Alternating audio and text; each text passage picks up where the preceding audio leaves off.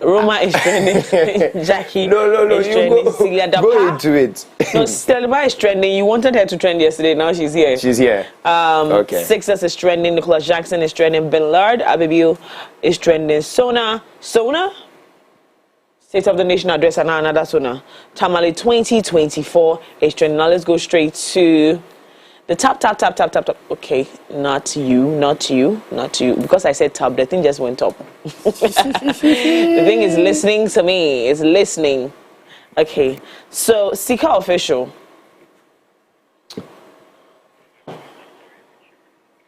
Righty. So when it comes to this Sika official and what's his name, Quabbles conversation, but I did see on Quabbles' story that he had seen something trending, like debunking the asset, the story Allegations. that Yeah. he has anything to do with any stabbing or anything of that sort. So if he has said it, whom am I to say it didn't happen? So I did see that on his story, but yeah. Cecilia Dapa is trending. For that same reason you wanted him to trend. You wanted her to trend. The issue, it's not about me, No, I'm saying but that it's just about... obviously you were looking for the story that came out to trend because people should be talking about it. It's a big issue. And it didn't show up in the trends yesterday. So is it now? It is. Okay, so can we get into that? Quickly, let's see what people are saying as far as that is concerned. Where are you, Cecilia Dapa? There you are. Okay, there you are. All right. Under the canopy. Are you here with me? I'm no, here. You're not. I am here. So 3FM 92.7, Cecilia Dapa sees... Sorry, Cecilia Dapa case, my government will reopen investigation into alleged corruption act. And this is coming from Mahama, former president of the Republic of Ghana, His Excellency John Dramani Mahama. He says that he's going to reopen that case that looks like it's about to be shut down. Yes.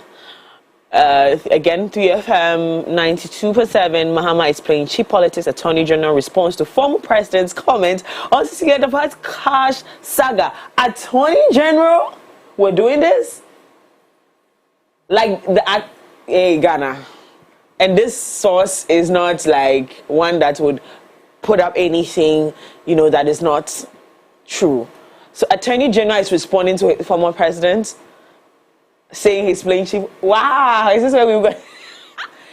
I don't know if people know this, but Attorney General is a huge position. AG.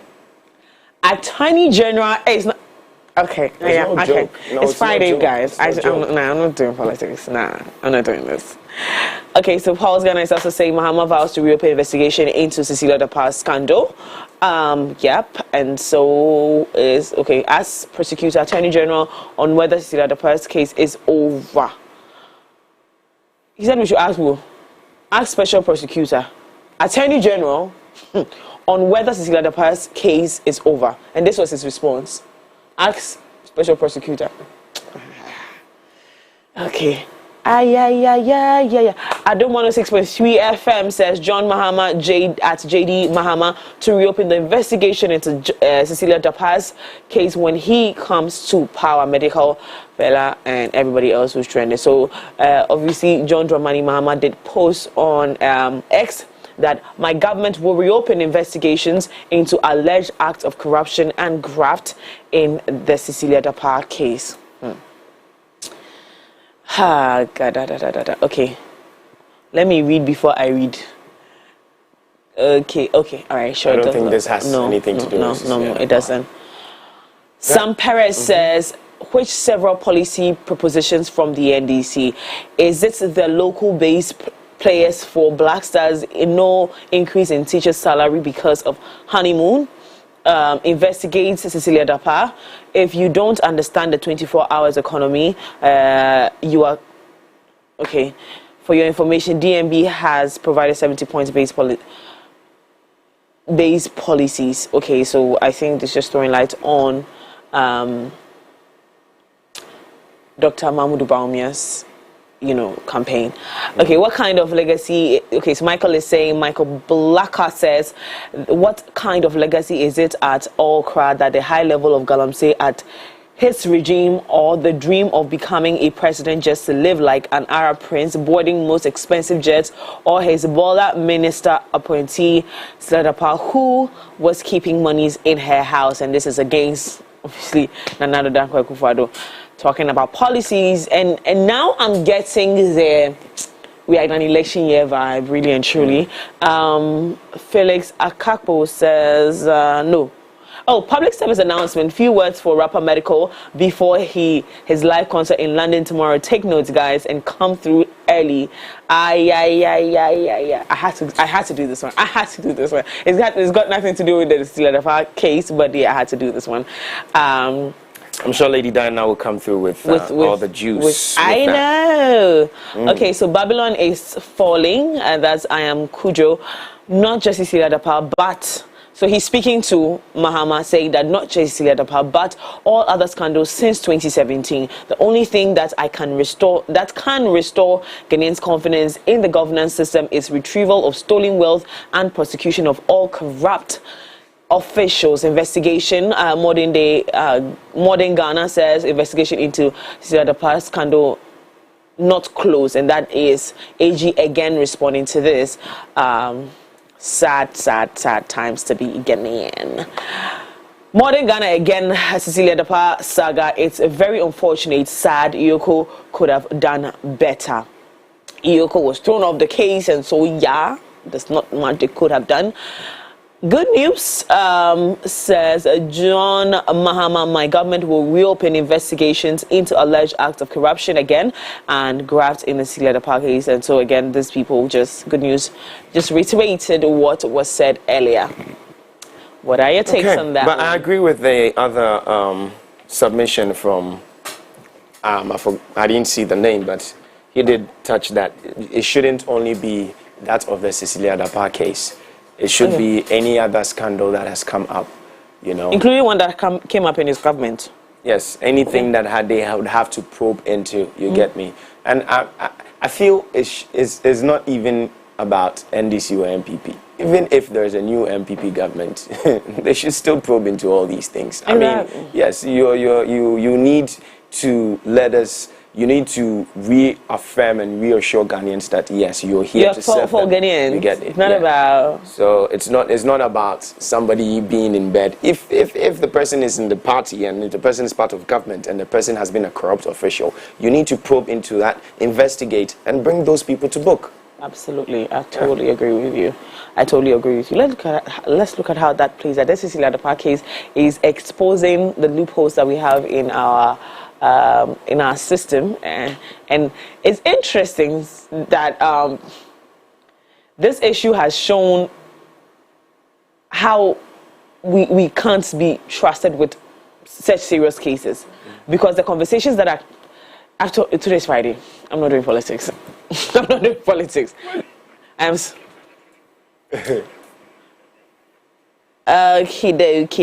dokie. Right, and so Akufo-Addo Asante-Hene Airport legacy. Okay, I see what's thinking about the Asante and the new okay, so Akufo-Addo, President Akufo-Addo and Asante-Hene Otumfuo Asei-Tutu will inaugurate the Nana Adjo Prempeh, the first international airport in Kumasi, on May 10th, 2024, marking a significant milestone for Asante-Man. The airport, located at the former residence of Otumfuo Adjo Prempeh, the first, recently received its first international flight, Egypt Air, and it's expected to serve 800,000 passengers annually. This development is part of the government's effort to enhance infrastructure and connectivity in the region. Sounds good to me. We're looking forward to that. And well, we've seen pictures, we've seen videos too as well of the airport and how someone is asking very, very, very important question. So I thought what? I thought we were all hungry and angry. Wow. Why? Related to the airport. Related to the airport. Oh, come on. Come on. Kali J, of course. Kali J. What will you remember Akufo-Addo for? What will you remember Akufo-Addo for? What will you remember? PSHS. PSHS. Yes, that's. I mean, that was the top of his campaign, promises. So that is what I remember. I just remember. I think we should ask our for. viewers, please, ladies and gentlemen watching us this morning, make sure to share with us what you remember Akufo-Addo for. Please, His Excellency Nana Addo Akufo-Addo. Tell us what you remember him for. Please, let's run a poll and see what's going on. Please let your messages be very, very straight to the point, constructive. No insults. As well. No insults. Because if there are insults, I'm not going to read them. We are definitely not gonna read it. I'm not. Just be constructive. Oh, I remember him. I remember him. I will not remember him for anything. Yes. Fair enough. That's cool. Then we just move on. Nobody should come and do bad things here. Yeah, all good children. All right, so you can send that message to 055-033-1511. That's 055-033-1511. Send in your messages about what you remember Nana Addo Dankwa Akufo-Addo for. Okay, what else? I'm not going to football. Ain't nobody got time for football. Who says we've got time for football? I haven't got time for football. We've got time for football. And definitely Eddie will come in with more sports activities right after this. Absolutely. Reborn Apiache, Dr. Bawumia. Yes. Can we get into that story? Let's get into it, of course. So Reborn Apiache, Dr. Bawumia commissions rebuilt township. Vice President Dr. Mahmoud Bawumia commissioned the reconstructed Apiache Township in the Western region, which was devastated by an explosion on January 21, 2022. The reconstruction project completed with support from various government agencies, trustees, and public contributions, mark a significant step towards restoring the lives of the affected residents and the community at large. The successful completion of the project has been met with praise and support from the public, highlighting the government's commitment to the welfare of its citizens and its ability to mobilize resources in times of crisis. MPMWay. But have you seen some videos and pictures? Yes, I have. It looks beautiful. So on January 25th, I visited, that's coming from Dr. Mahmoud Bawumia. On 21st January 2022, I visited Apiache in the Western region to empathize with the residents after an explosion destroyed the township completely. I assured the community that President Nana Addo Dankwa Akufo-Addo will reconstruct the community and bring it back to life. Thanks to God today.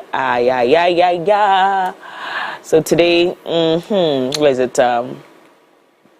So on behalf of President, I thank the trustees, Ministry of Lands and Natural Resources, all other state actors and agencies, and the general public who played roles in making it a reality. God bless our homeland, Ghana. And so this is it.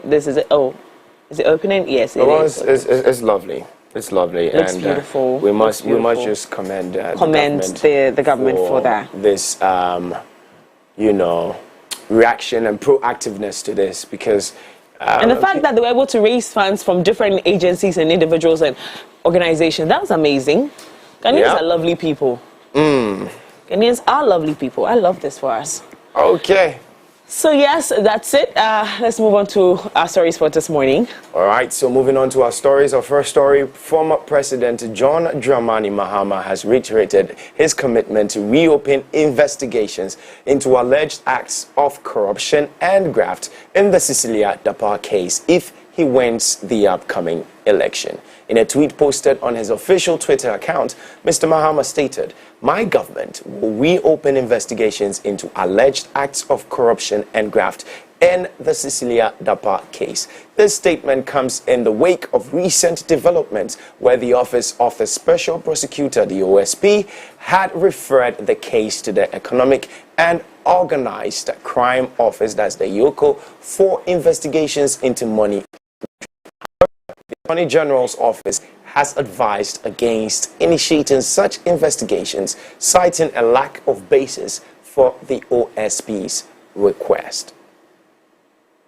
Now, away from that, the National Theatre will come alive on Friday, May 3rd and 4th. That's today and tomorrow, when it hosts the rebirth of the late Efo Kojo Malbe's play, In the Chest of a Woman. The play features an amazing cast, including Akofa Ejani, Clemento Suarez, General Intetia, Edinam Atachi, Henry Agbai, Emmanuel Atu Mugarte, amongst others, and it is directed by renowned actor cum producer Ken Fiati, with performances at 4 p.m. and 8 p.m. each day. In a recent interview, Mr. Fiati, the director of the play, outlined the rigorous preparation behind the scenes to ensure a solid production.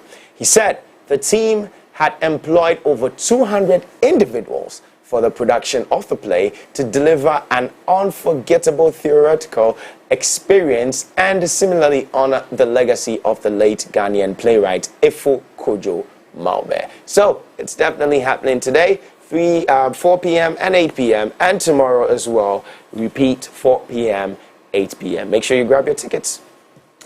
That's right. We are excited about this, but moving away from that, a Nigerian woman says she has painted over 4,000 nails in 72 hours in an attempt to break the world record with a nail brush in a hand. Leisure Dakar 19 wizard around an event center in Plateau State, northern Nigeria, adoring hundreds of fingernails with blue, pink, and purple varnish. Her 3-day marathon came to a nail-biting end on Wednesday. Guinness World Record GWR rule states that for Miss Darker's attempt to count, she must paint 60 fingernails per hour. She is now waiting for Guinness World Record to review her attempt after she submits her evidence. We are still on the Guinness World Record breaking attempts. Interesting times. Now, moving away from that, the Apple Watch atrial fibrillation AFib history feature, which records and alerts the wearer's relevant heart events, has been qualified to join the US FDA's Medical Device Development Tools program. That's the MDDT, a first for a digital health technology. That means the Apple Watch is now usable in clinical studies that need estimated data on how much time the wearer spends in atrial fibrillation while wearing the device. The US FDA previously granted clearance to 2 Apple Watch functions as a direct-to-consumer wearable device with an electrocardiogram and to notify you if you have an irregular heartbeat, starting with the Series 4 in 2018. That is also an amazing news coming up from there. Now, that is it for our stories for this morning. You can get more on mx24online.com. Okay, so that wraps it up. Time for us to take a breather. When we come back, we dive straight into some sports with Edmund. Visit www.mx24online.com for news, exclusive behind-the-scenes videos, up-to-the-minute sports updates, and the latest Broken Pen stories now. Experience more of MX24 Online. Visit mx24online.com today. MX24. Fun, fearless, and factual.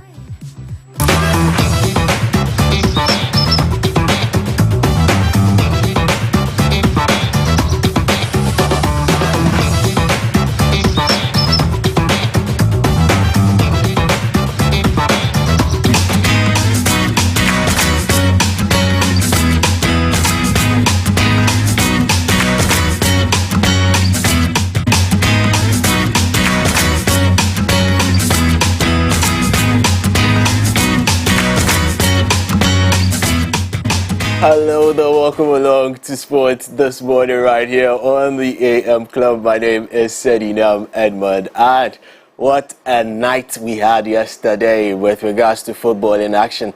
Some Chelsea fans are ecstatic, others are not interested in what happened. But wait, let me find out from the City fan in the studio first. Jay, today you are clad in blue, you know. I'm just trying to celebrate with you people. At least when you say you people, you see, I'm not part. Yeah, what? I disowned Chelsea on this platform. It's true. So nobody can come and tie Chelsea on your neck. That's all. And that's all, period. That's all. Oh, but my idea. Say my idea. My idea. Thank Sorry. you. My idea. Now maybe I mean come home. Them It's try. it's fine. Yeah. Yeah, they're fine. Oh, yeah, they're fine.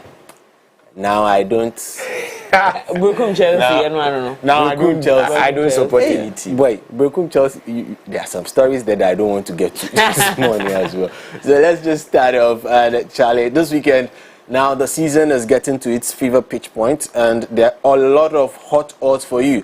Guess what? If you had staked on Chelsea yesterday, you'd have made a lot of quick money there. Not only quick money, but you'd have made a lot of money through painstaking analysis and calculations. That's why Betway is telling you that they have the biggest cash out offer on available anywhere in the betting world right here in Ghana. So you have the option to cash out early, cash out partial options of your bet, and also automatically set it out that when it gets to a certain amount, it should totally cash out. Remember that you can find all these features on betway.com.gh.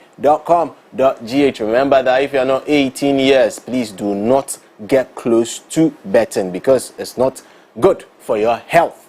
This one, it is health advice from me. Remember, Betway get way more regulated by the Gaming Commission of Ghana. Now let's get right into the stories and start off from the athletics front, where Ghana's 4x100 relay team is gearing up for the World Athletics Relay set to take place in the Bahamas over the weekend. This event holds significant importance as it serves as an Olympic qualifier for the athletes from over 40 nations, and Ghana aims to secure a spot for its men's 4x100 relay team at the upcoming Paris Olympics. Benjamin Azamati, a key member who was absent during the last relays in Penn, has rejoined the team comprising of Ibrahim Fusaini, Isaac Botio, Sean Safo Entry, as well as Joseph Paul Amoa. Together, they are gearing up to light up the track and possibly qualify for the Olympics. Remember that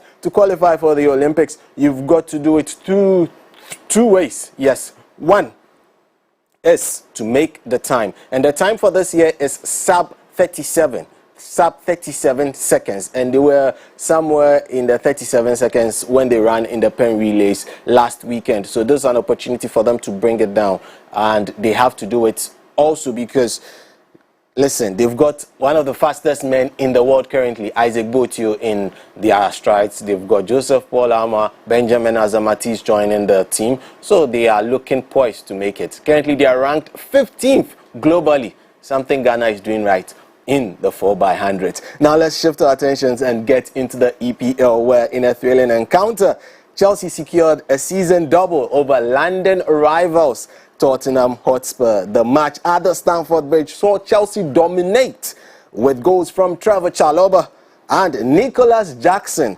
leading to a 2-0 comfortable victory over Tottenham Hotspur. This win not only showed Chelsea's strength, but also highlighted Tottenham's struggles at the Bridge, where they have managed to only win a single league game in 34 visits. Nicholas Jackson is the club's only fit striker. The bench, well, that's like a youth team squad list. 6 teenagers, 4 of whom have never previously appeared. Richarlison makes his first start up front in 2.5 months after knee trouble. Oliver Skipp's return to fitness sees him named on the bench, together with 16-year-old Tyro Winger. 64th in the Premier League, Chelsea have won 34, Tottenham just 8. Colours familiar, Chelsea of course in the blue. So it appears what Arsenal did not like playing, who in person is Drogba. Yeah, so what Drogba was to Arsenal, now you can say that Jackson is to Spurs, because he has met them only twice and has put 4 goals past them. Nicholas Jackson. He can be in bad form, but put him against Spurs and he might shine. Now let's get onto the tennis court, where Iga Swiatek, the world's #1 female tennis player, showed her dominance at Madrid once again by effortlessly securing a spot in the final on Sunday for a second consecutive year, defeating Madison Keys in a comfortable match. In just 70 minutes, Swiatek came up tops with a commanding 6-1, 6-3 victory against the American 18th seed. This victory marked Swiatek's bid for a third title in 2024 and comes after finishing as run-up in Madrid last year. So I guess Swiatek making it to the finals in Madrid again for the second consecutive year. Guess what? We have a repeat of last year's final as she is going to be facing Aryna Sabalenka, who also brushed aside Rybakina in the other semi-final. Sets us up beautifully for either a revenge or a repeat, as we're going to find out on Sunday. And remember that particular game on Betway. Remember that Ayesoko, the Akosombo can be big, but Betway's cash out is way bigger. Our enhanced early partial and auto cash out features let you cash out your bets early. Cash out a portion of your ongoing bet or even the entire full set automatically. All this is just to give you the exciting feel of entire control over every thrilling bet you play. Sign up today at betway.com.gh. Terms and conditions apply. Get way more. So join us at 4 p.m. as we look up to the weekend's activities on Off the Cuff. Yeah, a lot of games coming up. Off the Cuff at 4 p.m., right? Yeah, 4 p.m. Most definitely. So we're looking forward to that. This weekend, Manchester City playing against? Oh, yeah. Manchester City is playing against Wolverhampton Wanderers. Wolverhampton, okay. Yeah. And I think, when are we playing against Tottenham again? Because people are saying that's the decider. No, come on. Not well, that's what people are saying. This Spurs team only knows how to play one kind of football. High line, gang-ho, no defending. That's all they know. Okay. And they've been found out, so they are going to get brushed aside. Okay. We'll see about interesting. This is how somebody has just decided someone's fate. God will show up for Tottenham Hotspurs. But Don't look at me like that. We are talking about in the chest of a woman, right? Mother's Day is here with us again this month of May. If you are thinking of the best experience to give your mother, wife, sister, girlfriend, or landlady, look no further. Join Clemento Suarez, General Intetia, Akofa Ajani, Edina Matachi, and more for a special pre-Mother's Day theatre experience at the National Theatre. On the 3rd and 4th of May 2024 at 4 p.m. first show and 8 p.m. second show each day. It's all about In the Chest of a Woman stage play written by our very own Efo Kojo Maugbe and produced by Africa Arts Network. Come, let's dive into the world where power, desire and resilience collide as In the Chest of a Woman explores the depths and complexities of womanhood, revealing that within every woman has used power. To purchase tickets, simply dial 713*33*21#. That's 713*33*21#, or visit egotickets.com or the Expressway app, or these various locations: Airport Shell, Bachona Total on the Spintex Road, Roxwache, Silverbird Cinemas at Accra Mall, and Gold Coast Restaurant. Don't miss out. Purchase your tickets now, like right now, like today. For more information, call 0541-234586. In the Chest of a Woman is powered by Africa Arts Network in collaboration with Challenging Heights. Catch up with all the fun, the breaking news stories, sports, and business insights on mx24online.com. Now, let's take a deep dive into the world of entertainment and showbiz right after this commercial break. We'll be right back. Visit www.mx24online.com for news, exclusive behind-the-scenes videos, up-to-the-minute sports updates, and the latest Broken Pen stories now. Experience more of MX24 Online. Visit mx24online.com today. MX24. Fun, fearless, and factual.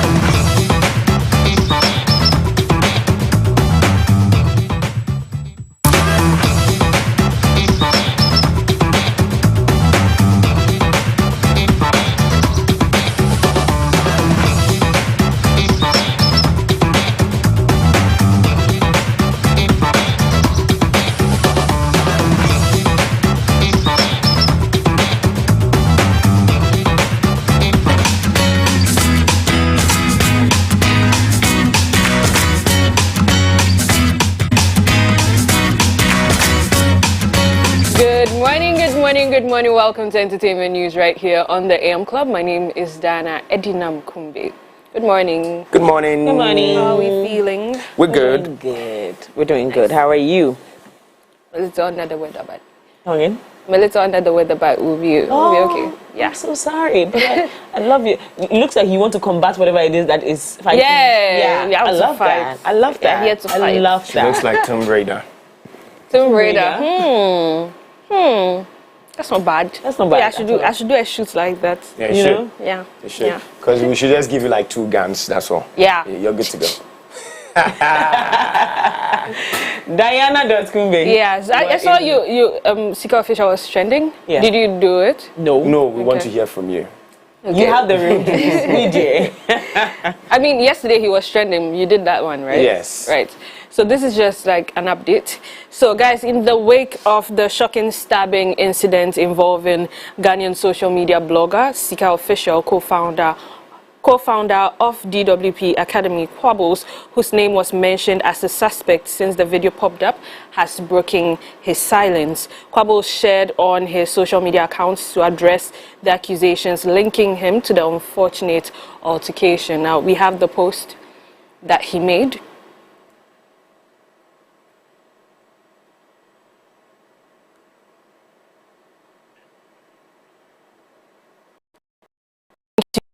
Sika Official found himself in the hospital after an altercation that resulted in a stabbing incident at Levels Pub in Accra. Reports emerged through a video posted by another blogger, Sell the Bomb, capturing him receiving medical attention while lying on a hospital bed. Precise details regarding his condition and the circumstances leading to the altercation remain scant. However, Quabbles and Juan Curtis, who is linked to the R2B's music duo, were tagged as the people involved in the stabbing of Sika Official. Now, Quabbles posted that he had nothing to do with the situation. He has nothing, and people were in the comments asking, is it that you were not there? Were you fighting, but you're not the one who stabbed? Yeah. Like, what Did you send really? someone? What's the story? Yeah, what really is the story? It's not enough that you're coming to say. Sure. Give us your Like, real story. what really happened? Because Exactly. were you there? Were you fighting? Because there's another video where I saw I couldn't really point out the people in the video, so I didn't want to even bring it because I didn't want us to say, okay, this is probably Quabbles or this is probably Curtis. But yeah, there was a video online that showed an altercation that was happening, but we don't know again for sure if Quabbles was there because we can't actively place him at the scene. But with that video, was it very evident to see Sika That's what Official? I'm saying. That like it was from a distance. Okay. And it was dark. Okay. So I don't want us to come and sit here and say, yeah. That's not right. So that's the update from that. Now, moving on, Ghanaian artist Lord Paper recently revealed that he continues to face repercussions from an explicit sex scene featured in his music video 9 years ago. Despite apologizing and learning from the backlash, he expressed frustration over being blacklisted by certain media outlets, hindering his music promotion efforts. He shared in a recent interview that his subsequent work should not be judged based on past controversies. He added that he currently has a number of songs that make sense, and so he shouldn't be blacklisted because of just one mistake. In case you missed it, Lord Paper caused this stir in 2016 with the release of his music video for Irama, which included explicit content. Do you remember where you were when this song came? Because I clearly remember where I was. You know, when I saw that, I think this, I know exactly where I was. I was at where we used to be. Yes, and we're together. We're working together at the time, and I knew, and I told myself that this guy is not going to go far with this, because I knew the kind of society we belong to, and they would not embrace this. And so in my head, I was like, how many other videos would he bring us like this, and what would be done to him, as in, what would the security operators do to him, to someone doing something? Like, is it even legal? And I remember that we had a conversation about it. I remember the guest being, let me remember their name. They had some names, and they said certain things about it, but away from that, I never paid attention to him again because I think that he just threw me off. I didn't want to know anything about But he's been I think you even know some of his songs, just that you don't know that it's him. You see, the interest in him just disappeared. If I hear Lord Paper, I'm asking, and I've even asked Jay before, whether I've asked him, is it another sex video? He's never gone back. Well, she's asked me before. It's unfair. Yeah. It's unfair if you ask me. It's unfair. Yeah. But I like when I think about him, that's the first thing that comes to mind. I think he brought this upon himself. I think because I mean I didn't know about Lord Paper. That was what introduced me to Lord Paper. Exactly. I didn't know. You get There's so many upcoming acts that are trying to enter the mainframe. So many of them. It's just I think he was trying to be a rebel. Like he was trying to enter with his spark. You understand? But he did enter this back. That's my point. So my point. So his goal was achieved. trying to find a way to enter so that people would know him. Yeah. And people knew him. It's just that now we've sort of closed our minds. No, my thing here is entering with that spark, it's like you're just putting everything together so that you know how to even go. It's like a roadmap. You get it? Okay, so let me take this route. And you introduce yourself with something like this. He didn't think, and he didn't even think about the consequences. That's what I'm saying. He's leaving with the consequences as we speak. Yeah. Too bad for him. I know that he's going to be fine. But I think that everybody deserves a second chance. Yes. He's done a lot of songs. I don't know. You know Jigbody, right? Yeah. There's this song. Yeah. Auntie doesn't know. Wow. Auntie doesn't know. I couldn't. That's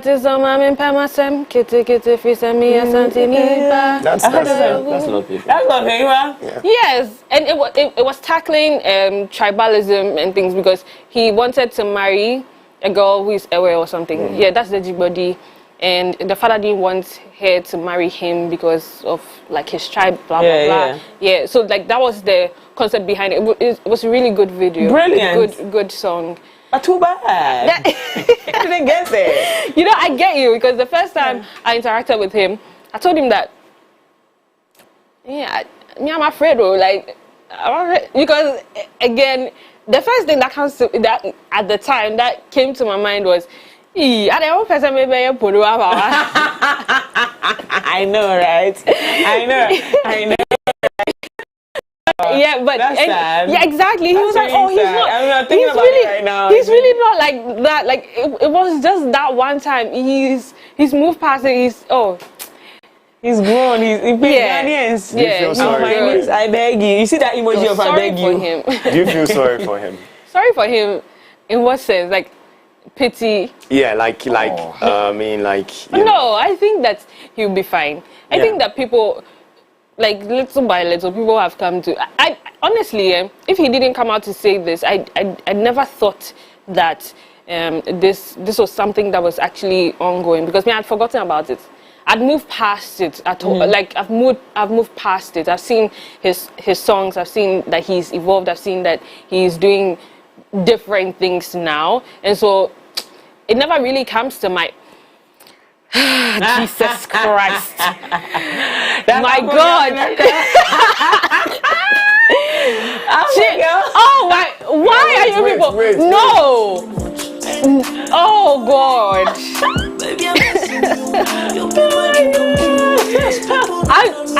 I don't even know. No. You people, no. Unacceptable. I'm going. And that's it for entertainment news today. No. It cannot be it for entertainment news.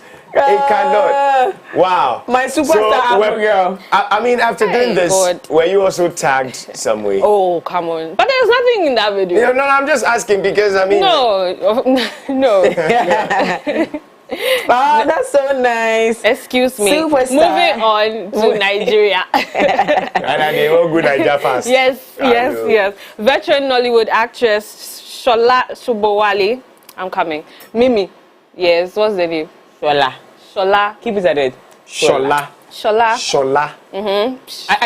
Shobowale. Shola Ashobolale. There's no A inside. Shola Oshobola. Guys, let's go on. Veteran Nollywood. I'm looking for it. Okay. Veteran Nollywood actress Shola Sobowale has clarified rumors surrounding her alleged arrest for drug trafficking in Saudi Arabia. During a recent episode of the King of Talk podcast with Nigeria's Teju Babyface, the film star reflected on the negative reports published about her in Nigeria after she moved to the United Kingdom to work in menial jobs. The actress revealed that one such report claimed she was killed in Saudi Arabia for drug trafficking and explained that many people were surprised to see her alive upon her return to Nigeria. According to her, news that she was arrested in Saudi Arabia went viral, and it was claimed that her legs and hands were to be amputated. News outlets also added that she told them that she was a star in Nigeria and so they should rather kill her instead. She clarified that actually she's never been to Saudi Arabia and she does not even know where the country is located on a map.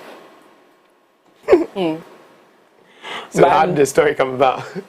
Some of these were sitting in their room and they said, This woman. We've not talked about her. Yeah. We've not really heard anything from her. This is what someone would say. This is preposterous. This is.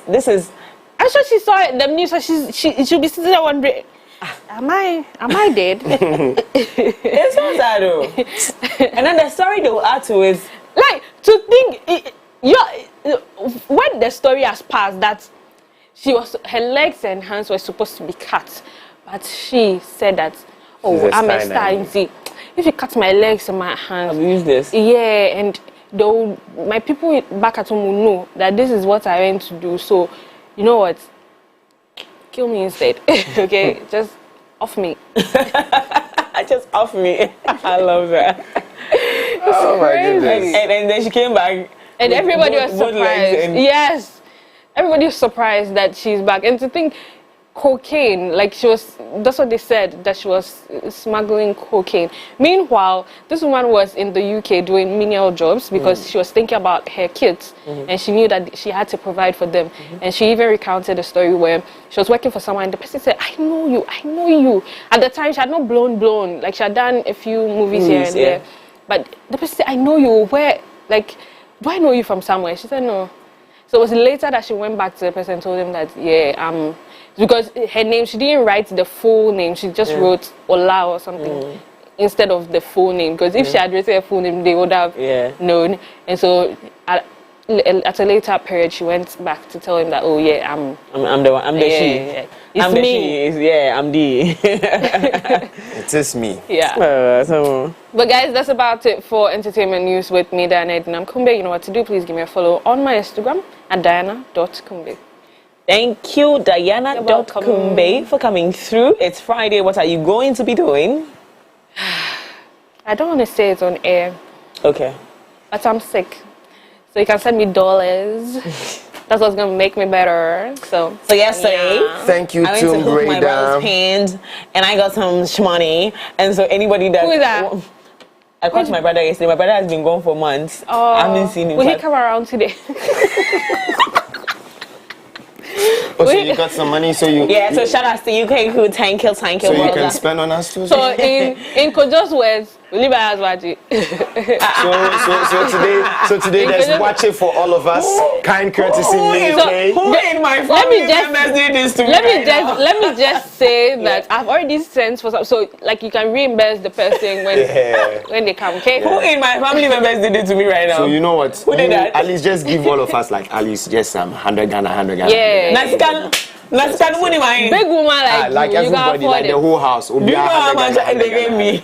But you've seen your brother for a long time, so it wouldn't be less than some $300 or $500. Okay, ladies and gentlemen, you are not doing any okay.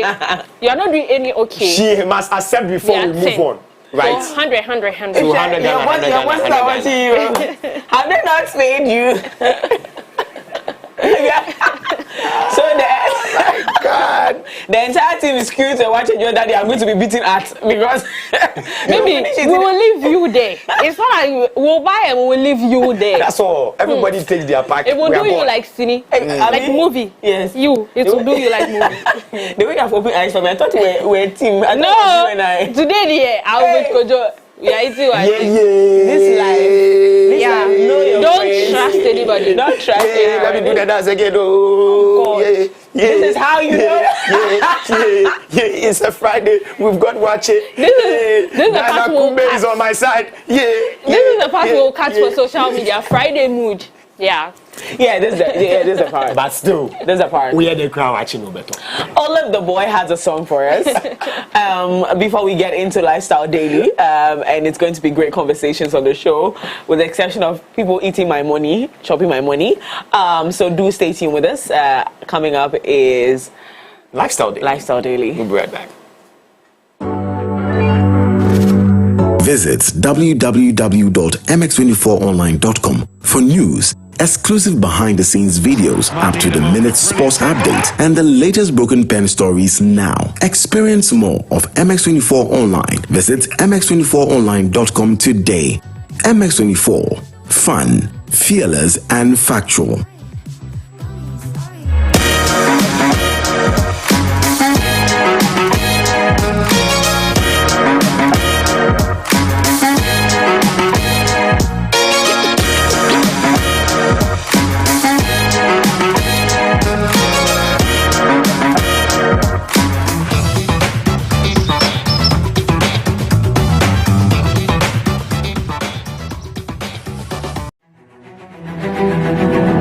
Hi, my name is Nanama Ejewa, CEO of Dwayne Co. Company Limited. Under the umbrella of Dwayne Co. is one of its flagship products, AquaGold Purified Drinking Water. AquaGold Purified Drinking Water has been certified by the Food and Drugs Authority, and it is created through microfiltration. It has gone through reverse osmosis, and it is sterilized by UV treatment. They are making in nature say insuya making was me.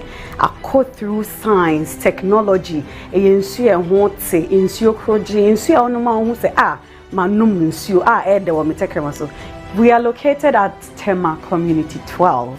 Contact us on 0266 267005 or 020 824 3851. AquaGold Purified Drinking Water. Safe water saves lives.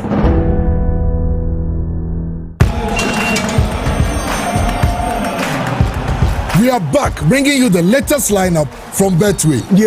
Betway starts strong with their front two, with Free Play Friday and Swipe Bet. In the middle, you've got all the control with Cash Out and Build a Bet. Plus, with Win Boost, you can boost your sports bets. At the back, they have Smart Picks and the Partial Daily Jackpot. You always get way more with Betway. This advert has been vetted and approved by the Gaming Commission of Ghana. Bet responsibly. No under 18. Terms and conditions apply. Betway. Get way more. In the chest of a woman. Yes. On the yes, on the same line. No. Hey. Tina the base and a damn free. And I mean so. My sister. Bahima, when you are brave more about Cushion. Hey, Nanan so glad yes, see you can't say, it is an adrian. Oh, my winter mimo. Jem was meaning nothing. And I am feeling like and I watch it is I say, oh, my own, yes, I send me some beers and me as someone says, see me too. What to do there, what you hanging? Anna, over the hatchet. Oh, that's how. Well, I said the idea. I was saying 2 and 1 years old. I fell it. Look at my fellow. Hey, who be you? Something I can't wait. In the chest of a woman. Early detection saves lives, but early education could do twice as much. So this year, we are taking our breast cancer awareness campaign to high schools across the country. We are looking to educate the next generation of women who in turn will spread the word in their own unique ways. Early education, early detection, more awareness. Our message is simple. Set a reminder, get screened, and cross it out. We are crossing out the risks, fear, and stigma attached to breast cancer. Our high school tour will make several stops from Eastern, Greater Accra, Central, and Ashanti regions, offering inspiring pep talks, breast cancer screening and education, amazing giveaways, and performances to top it all off. For further enquiries on partnership, sponsorship, or more, reach out to us on 059 229 2746 or visit mx24.app/croxitout. Croxitout is brought to you in partnership with Top Choco, Flora Tissues, and YFM.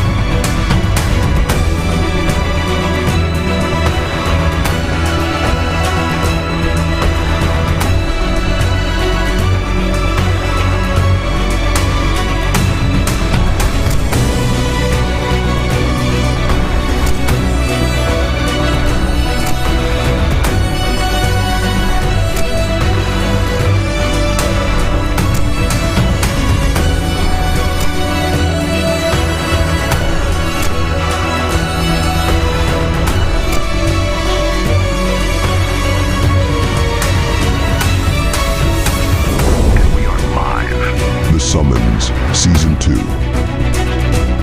this May. Stay tuned. Subscribe. Coming soon. The Bible said that we are not of those who shrink back, but of those who believe to the salvation of the soul. You know, sometimes God wants to do things in circumstances and situations that when people see, they will acknowledge that this is not the effort of man, but this must be the finger of God. So to him, life meant Christ. Life meant living for Christ. Life meant serving Christ. Christ in you, the hope of glory. ICGC Evangel Temple presents The Kingdom Culture with Reverend Eric Ampofo on MX24 this and every Sunday at 3 p.m. Don't miss out.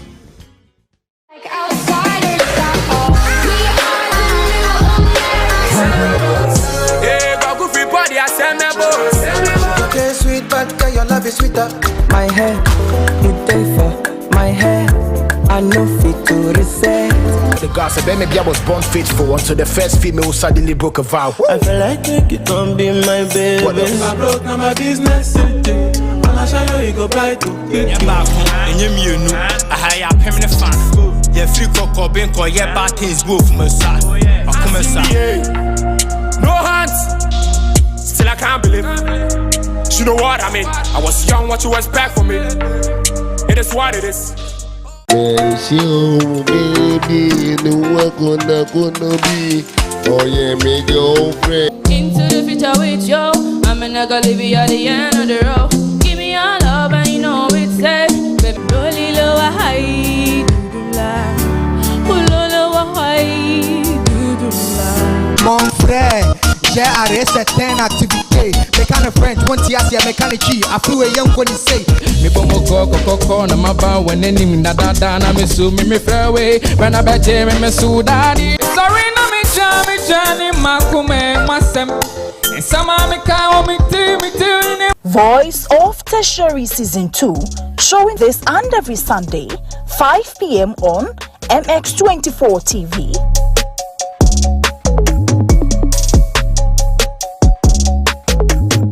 Karibu Sana VIP access with Anyiko. Thanks for being the light that you are. Thank you so much, Anyiko. You always look fantabulous. You didn't think we weren't gonna come back?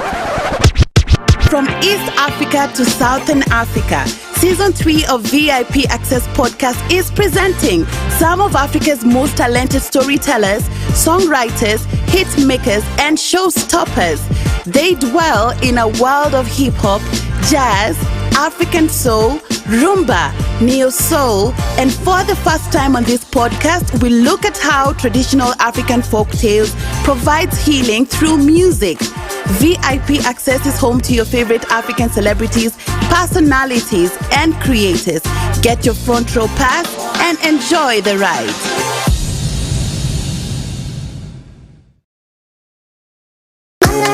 That's my best friend. You don't wanna test him. Every day I do my dance in the mirror, 'cause I feel so damn fancy.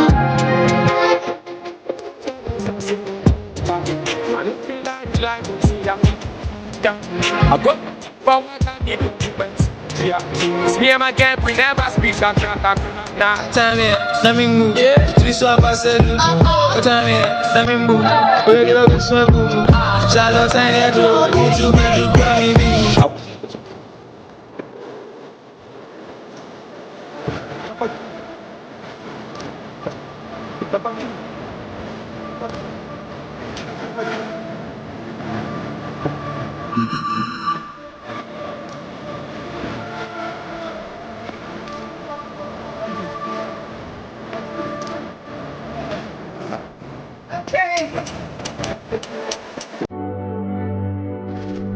Visit www.mx24online.com for news, exclusive behind-the-scenes videos, up-to-the-minute sports updates, and the latest Broken Pen stories now. Experience more of MX24 Online. Visit mx24online.com today. MX24. Fun, fearless, and factual. Okay, you're watching MX24 TV, and this your boy Perez Music. Ciao! Hi guys, how you doing? This is your boy SDK, and I'm here on MX24. It's fun. It's fearless. And it's factual. What's up, everyone? My name is Adina Thembi, and you're watching MX24. We are fun, fearless, and factual. Get it right. What's up? My name is Akwabwa, and you guys are watching MX24. Keep watching. I love you. They say the portion they gave me was unknown. What I will become was never ever told. Now you're watching the beast in me unfold. I'm immortal. Dracula untold. What's up, people? This is your rap goddess Eno Baroni, and you watching MX24. Keep watching it. One tear say dead.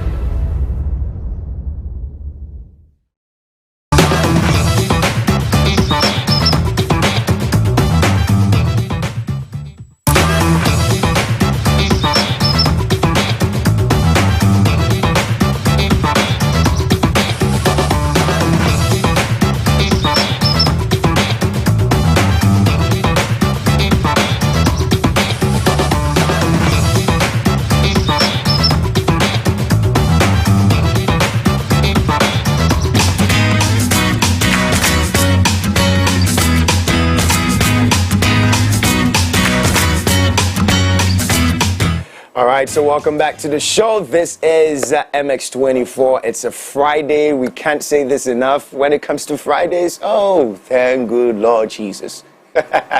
Everybody knows why. Everybody loves Fridays. Anyway, it's time for us to get to the lifestyle conversation. Lifestyle Daily it is. And we're talking marriage or wedding. In fact, for me, it's marriage versus wedding.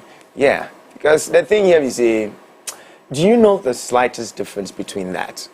And also, I mean, we want to just find out between the two. We want to differentiate between the two and also get into the nitty-gritties of the two as well. So, you know, is there a difference at all in the first place? Your guess is as good as ours right here on the show. And, well, right here inside the studios, we've got the CEO of the Eventive Experience. She's a certified event planner, for that matter. And she's an award-winning event planner too as well. Let me just put it that way. She just decided not to bring the award. I don't know why. It's seated in her house. But anyways, Mimi. Yes. Why are you looking at me like that? Why you won't be event planner? Oh, but me, I do everything before. Yes, so yeah. If it drags, I don't sell it. And when I see people doing it to the core, because it's not easy to run businesses like events planning your business. Just not easy. So if someone goes to the point where they are awarded, which means that they put in the work, they're passionate about it. So I respect that. I respect that. I didn't survive there. So people should wish me well. Good morning, Esa. How are you doing? Good morning. How are you? Good to have you. You're doing amazing. Oh, we are doing amazing, like the colors in your clothes. Thank you. I love it. I love it. Thank you. How you doing this morning? Welcome to the AM Club. We're talking marriage or weddings.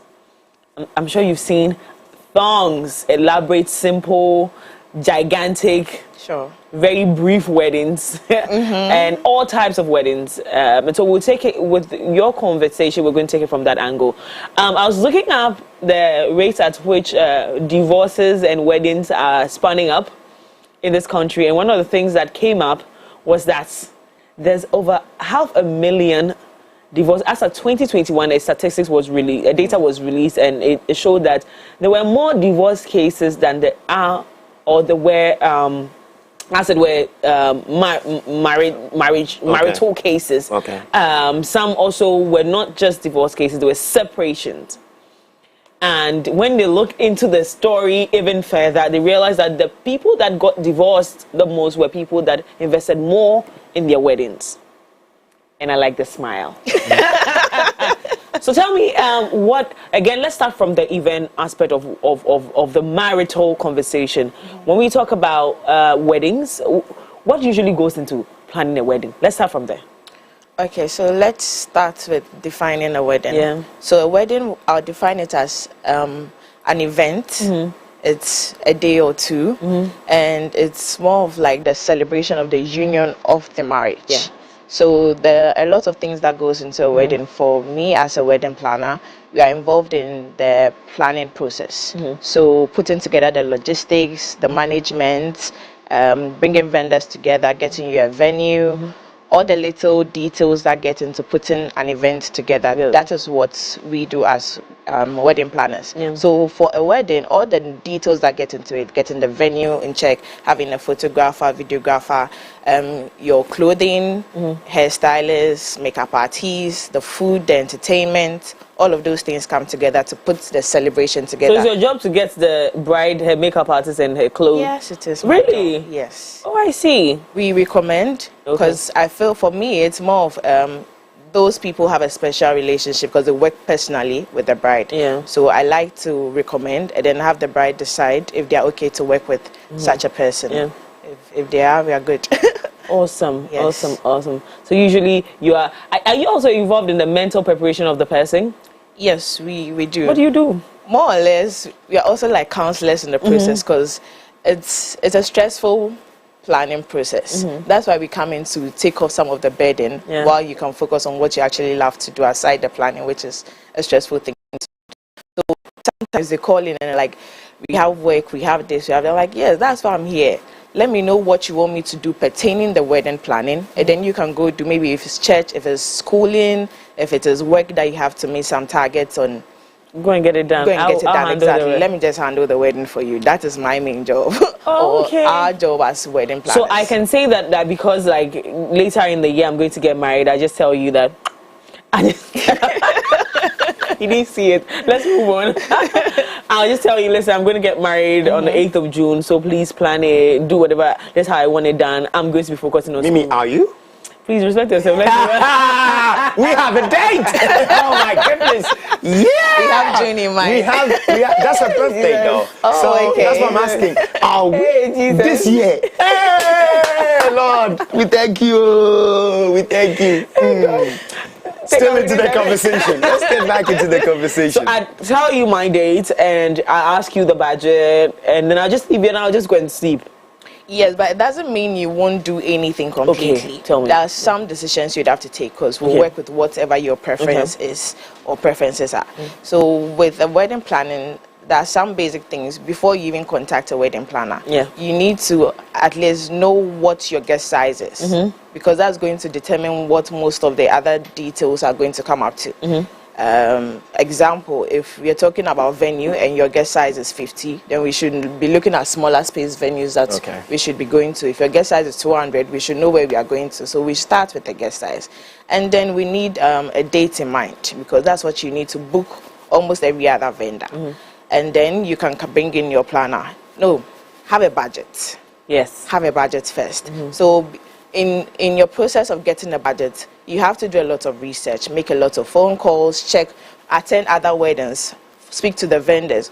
Should I want your service? How much is this going to cost me? You can ask your friends that are already married what they spend. If they are ready to share those details with you, fine. You can call social media now. All the vendors are online. You can call people, ask for their packages, go through, look at whose package works best for you, and then you can put that together as well. Or when you bring your planner into, she can help you. So if you have those rates in mind and your planner mentions a coach, you know, oh, this is within my budget, this is a fair rate to work with. So have that budget and then you bring your planner in because once they come in, they'll ask you these things. What's your guest size? What's your date? Do you have a budget in mind before they start rolling with you? So if you have these things in mind, once we come in, the rest is quite simple for us. Have you ever organized or planned a wedding that didn't last? It didn't last. Like, you know, maybe they divorced in a year or two or less.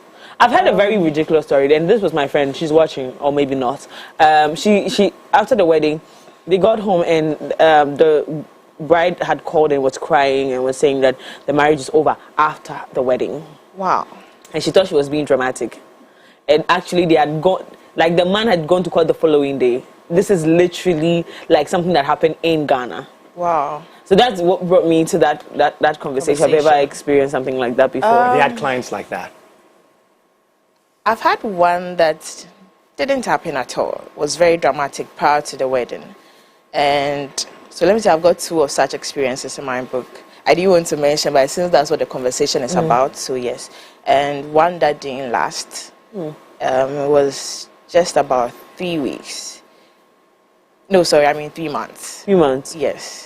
That's how long it lasted. But it's my prayer that whoever wedding I work with lasts. It lasts. Yeah, and I know that, and I know it's very... It's heartbreaking. Yeah, it's heartbreaking and also very intense for you to be a part of something that you thought was going to last. And so I know you people don't like to talk about these things, but these weddings that we're talking about that didn't last, did they spend a lot on their wedding, and do you think that would have had an effect on the wedding, on the marriage? Sorry, I can't say for these particular people, but they did spend, and I think those things would be quite personal on their side. They had their own little issues, which I'm sure if they had come together to look at it properly, it wouldn't have resulted in that. But the wedding planning is stressful, and there were little hints, but I think they were more interested in having the wedding done.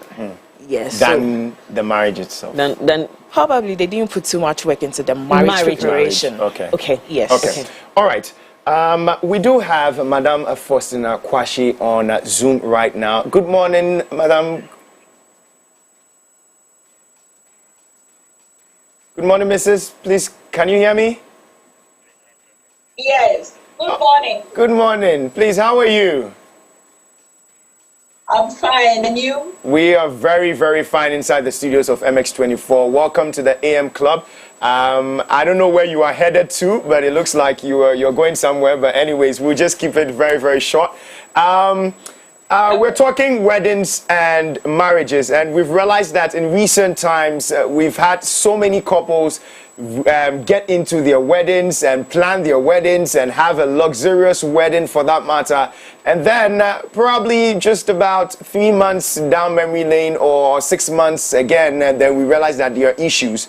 And then people coming and they are stigmatized like, oh, you had a wonderful wedding. What happened to the marriage? And you guys are fighting. First of all, for you, how significant are weddings towards the marriage itself? First of all, you, the couples, be friends. You should know each other very well before you decide to marry. Because if you don't know yourselves, after the marriage, I can bet you within 2 weeks, you can just divorce. Wow, 2 weeks?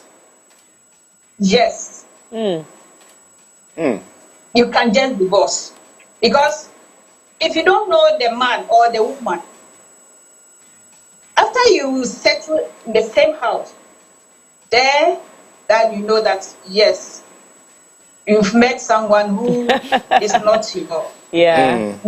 Yeah. Now, when it comes so to, you should know yourself. You should marry your friend. Like, if I say friend, that means you know the person. You can move anywhere with the person. Like, you understand? Yes. Yeah. So, like, you should understand each other. Right. So one thing, my earlier about how in recent times we've seen very, very elaborate weddings that you'd see that the budget's next to pan and on the wedding way. What would you advise? Do we try our best to invest more in the marriage than the weddings, or it's okay to have an elaborate wedding and still have a perfect marriage? That's what I'm saying. Like, you should know the person you are going to marry. If you know the person very well, that, after spending this, I can stay for the whole of my life with this person, then no matter how much you spend, that one is like normal. Yeah. But you spend a lot of money within 2-3 weeks, then the marriage is just gone. Then what have you done? You understand me? Yes, please. Because I have a friend. Okay, so I think we're having issues a bit, but we'll come back to you later on the show. But Ezra, what are some of the misconceptions people have about weddings itself, like wedding ceremonies? What are some of the myths? What are some of the things that we know that weddings, some misconceptions about weddings, because you are in the space already. Okay. Some people feel the more you splurge, that shows how much you love your partner. So especially for luxury events, others are more about the details of the event. So then they don't mind what they are spending at all. Okay. They just want it to look a particular way and they have to have it. So for misconceptions about weddings, I think it would be hard to put put some statements to that. But with what our other guest was saying online, I wanted to add that the same energy that the couples put into planning the wedding, if they could invest bigger or more energy into the planning the marriage, I think the divorce rates is going to drop significantly. Because sometimes I ask my couples, are you guys having counseling? Because you need it during the process. It's a stressful 6 months or 3 months or 1 year that you're planning. But the marriage is a long term, it's a lifelong thing. Yeah. So as much as you're investing in paying somebody to help you plan that 3 months, 6 months, just for that big day, it's the same way you should also invest in having a counselor or attending counseling, whether it's a private one or it's from church. You should have one to help you prepare for a lifelong journey. Yes. Thank you. I think Mrs. Faustina Kwashi is still with us. Yeah. Okay. So you were still speaking on the fact that we should know each other. I mean, you should marry your best friend, somebody that you can move along with, and also be able to be with the person so that at the end of the day, it's not like you've wasted money on a wedding. But some are of the view also that Well, this particular marriage would work because during the wedding, they see how these two are bonded. I mean, the male and the female. Should we be looking at the fact that, oh, these two people have been able to display a very nice, view during their wedding? Should that be the basis of knowing that, oh, this wedding would work or not? No. Big no. Because if, I don't even know how to say it. It's not that the wedding that will determine whether the marriage will take longer lifetime or whatever. Look, I can take my life as an example. I need that. I need that my one. wedding. I am married for 26 years. Wow. And then, and then my wedding was so simple that I did not even do makeup. Oh wow! On my wedding day. Okay. Yeah. And then they told me, my colleague, they told me by 6 o'clock you must be there. If you are not there, they will start the mass. Wow. And the man also told me, this is how our church is. First, I wasn't a Catholic. So I have to, because he was my friend. We move together, we do everything together. Wow. So, 5:45, I was there. Ooh. And before I read that, the man too was there. So that's it. How we call a friend. You should understand each other. If you don't understand each other, the marriage will not work. And then most of the marriages, one should be stupid, excuse my word, and one should be the wise one. And normally, as for the women, we will do the stupid ones, and then the men will be, we are the head of the house. You get it? Yes. But if you don't have, and then the patience should also come in. If you don't have patience, then it will just go just like that.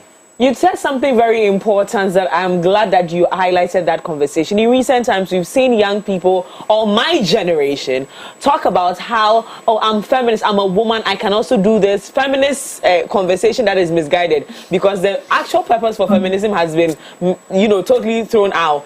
And so we see women saying that we are equal with the men. We've seen women wanting to say that I can do something else apart from being a wife, a dedicated wife. Do you think that is also contributing to the increased number of divorces, or the men are just being intolerant and insensitive to the women, to the women's growth? Not really. But the only thing I can say, that is submissive at the woman part. But at times, some of the women, if they earn a little more than the men, they want to control, which the men too don't like it. If you are working, no matter what you are earning, you should be submissive. Just listen to what the man is saying. Unless what the man is doing is not right. Like doing unnecessary things that will hurt the woman, that one, the woman can stand. But the normal quarrels and other things there, you can just take it like that and move on. Once you decide, because my mother and my father, I did not see them fighting, but they told me they fight for her. So I decided that if I marry, whether we fight or we don't fight, I will stay inside the marriage. But some people, they are not like that. Now, we've also seen cases where people die out of abusive marriages. So you just said something about for you chose that whether it's going well or not, you've chosen to stay in the marriage. But people have also gone through marriages that they decided that this marriage will work whether the devil likes it or not. So I'll pursue, and then what we saw at the end of the day is that they lost their lives. What would you say to young people who have seen such examples and would want to rebel up when anything happens in their marriages? Like I said first, I said, if you see that the thing is beyond you, just stand up. I mentioned it first, that if it's beyond you, just like either you call the family into the marriage or you see your counselors so that they talk to both of you, then you move on. If still it's not working, that is where the divorce will come in. Yes. All right. Nicely Because said. you cannot say till you get mad or you die. Okay. That was nice. That was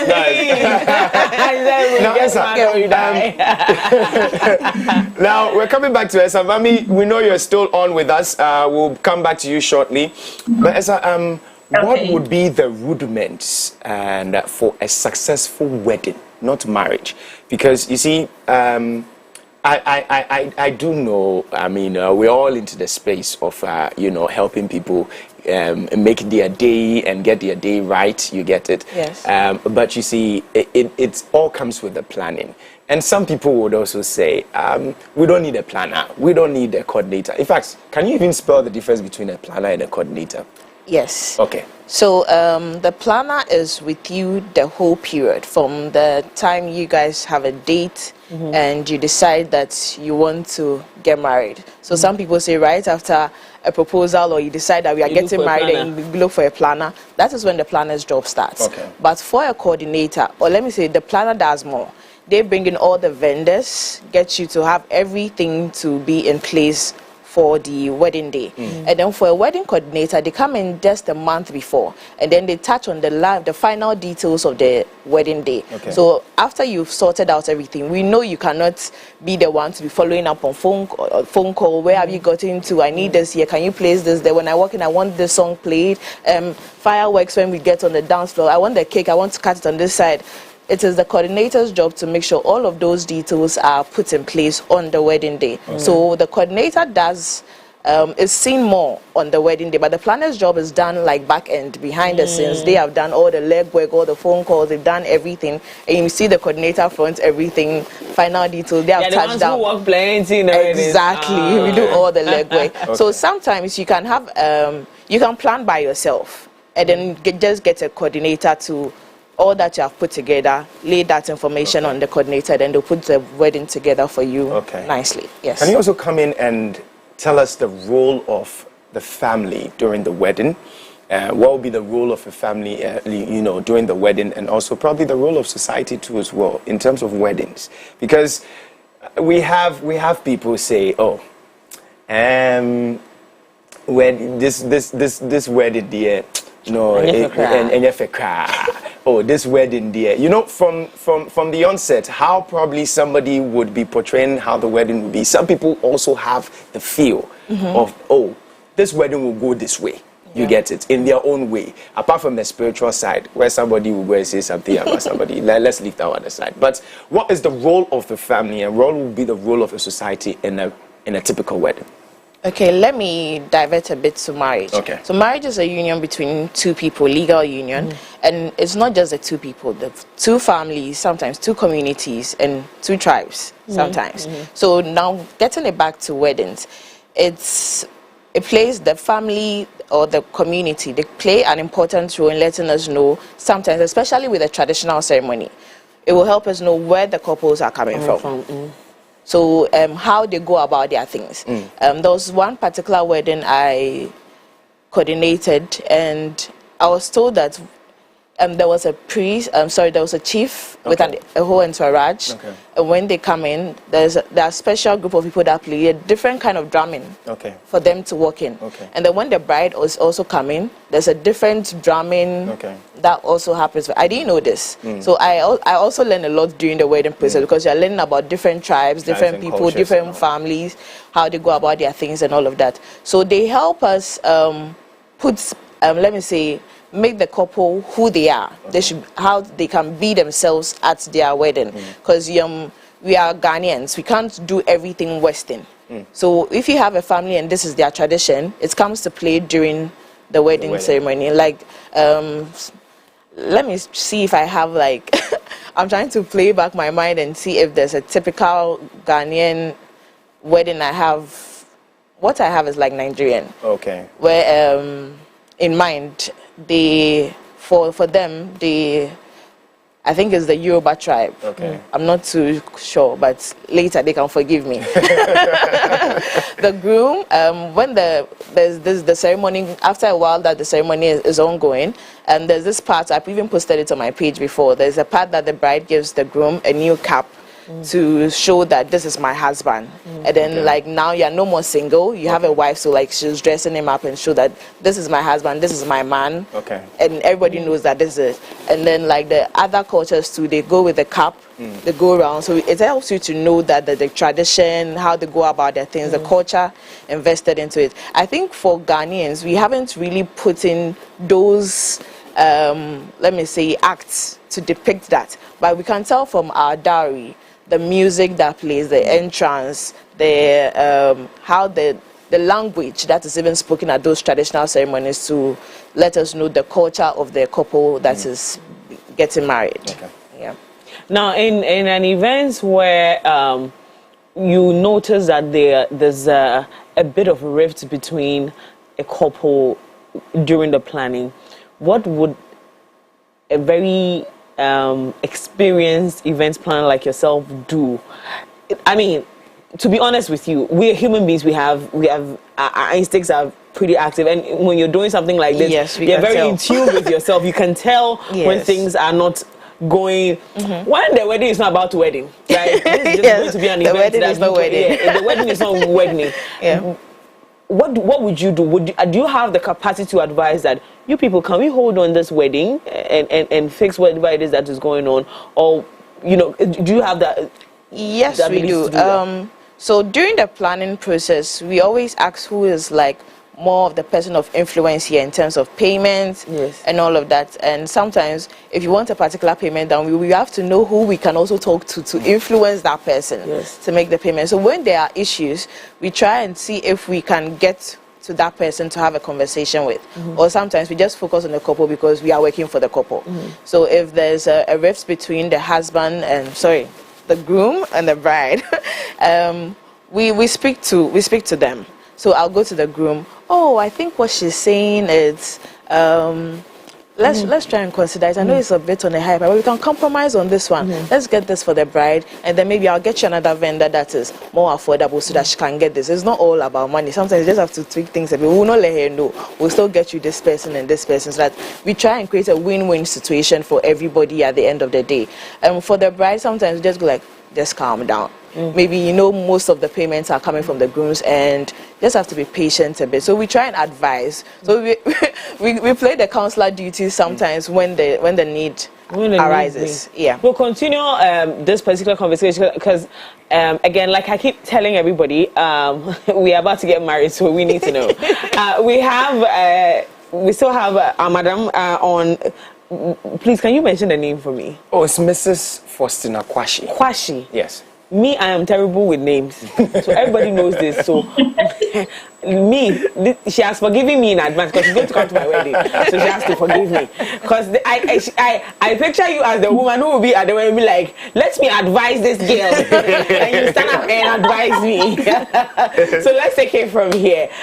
So I'll take it from the angle of advice. You have been in marriage for 26 years. That is a lot of years. So congratulations again for doing this. You do this. What experiences have you gathered in both wedding and marriages that you would like to share with my audience, which are pretty younger than you, so that as we are going into marriage, we do better, or as we are in marriage, we do better? Okay. The experience is plenty. But mine is, they should take their time, study the person they want to marry, and then you move on. Because if you don't study the person, and you just, because you see your friends have gotten married, so you are rushing into marriage, maybe yours may not work for you. Yes, but if you study the person, know him, you move with him like 6 months, 8 months, 1 year at least before you get into the marriage.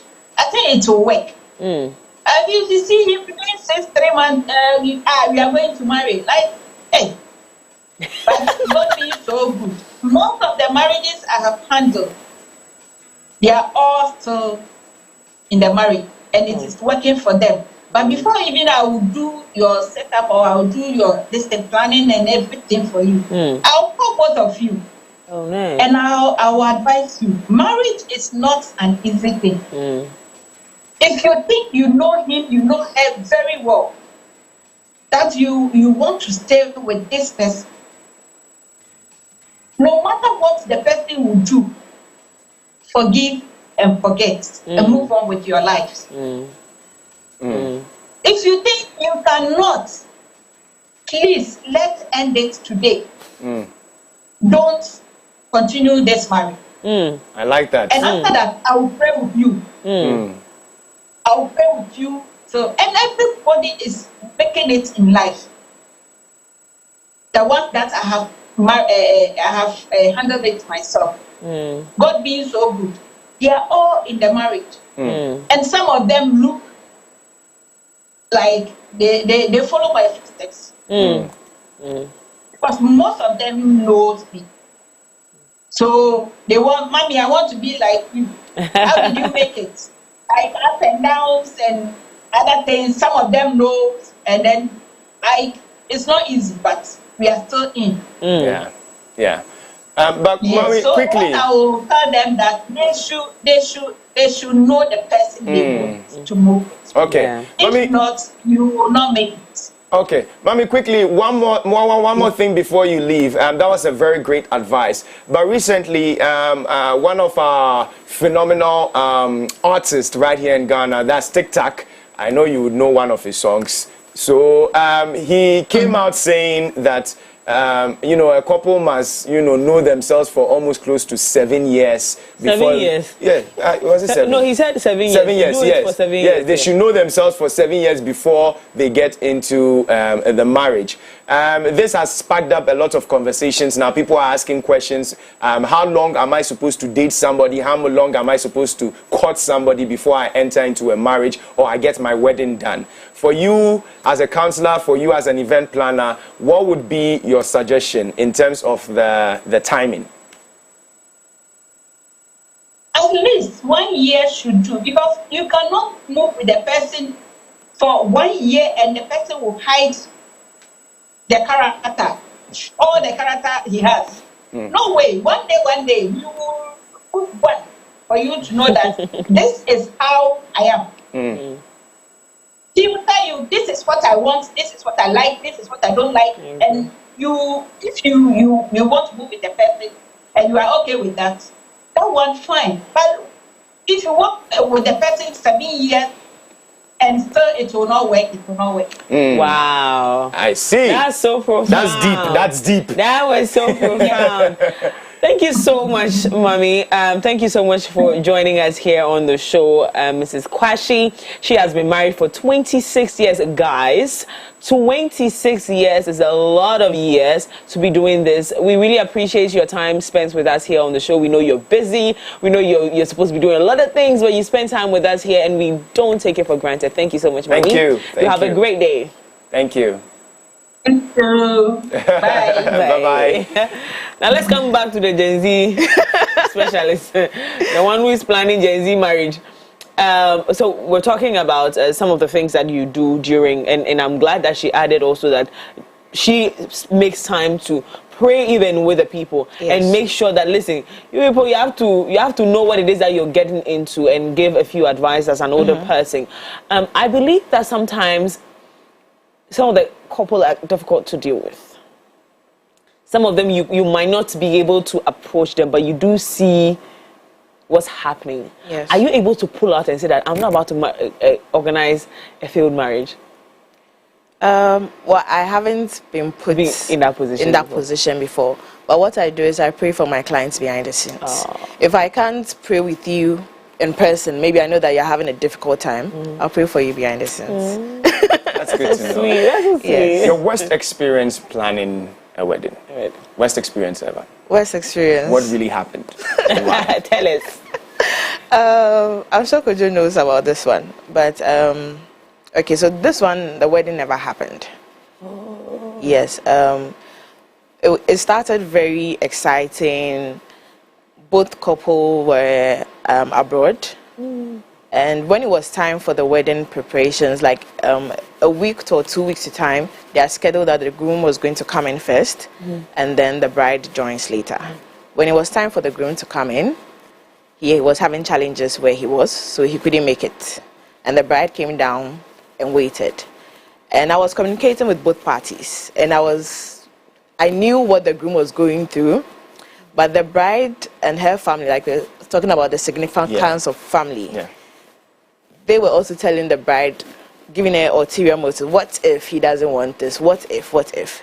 And it was a difficult situation, even if you advise, like, you're hearing the negative so much that you're not ready to listen to what the possibility could be. Yeah, so I was trying my best to keep hope alive. I felt like I was even a part of the marriage already. I was so involved into this planning process. I kept talking to each other. I was praying for them. Behind the scenes, I even brought it up at prayer meetings just for people to pray for this couple, because during the planning process, I'd grown so attached to them.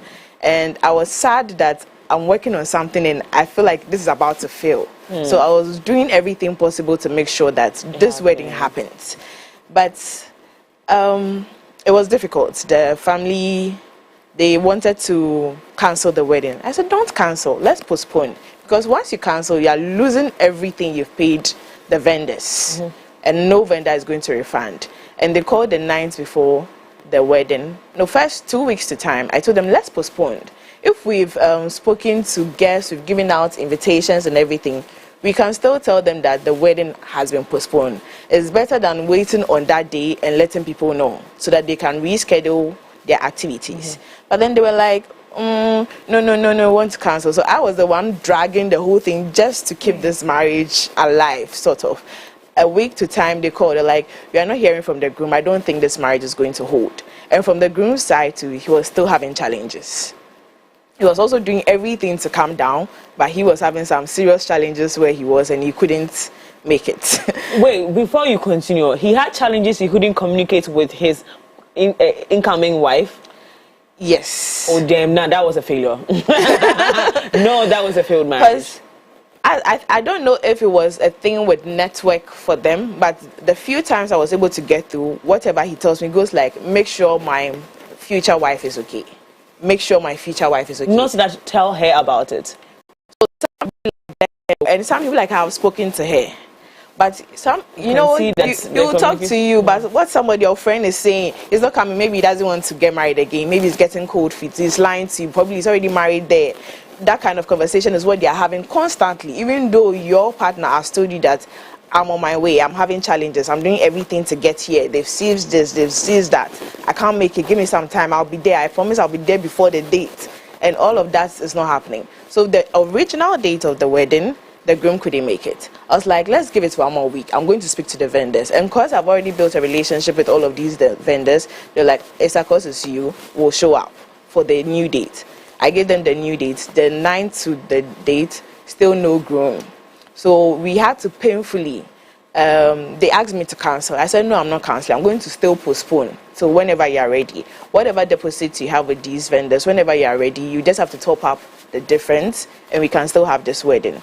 She said, no, she wants to cancel. I spoke it out. At the end of the day, we ended up like postponing, but she wasn't okay with it. And the family members called me. That's when it became difficult. They called asking me to refund every single amount that has been spent on the wedding. The answer was like, even if you have bought makeup products, you have done banner, you have done, bring everything back. I said, once you signed the contract. So I went back for them. I'm like, did you see the contract you signed? Non-refundable. And you don't cancel or postpone a wedding twice when the vendors are ready and tell me to refund money. That is not done. You have a contract here. I'm sorry, I can't do this. The uncle called me saying, I'm taking you to court. I said, let's go to court. I have a contract. Now they are even stressing you even more. Yes, as if I'm the reason why the marriage is not happening, you know.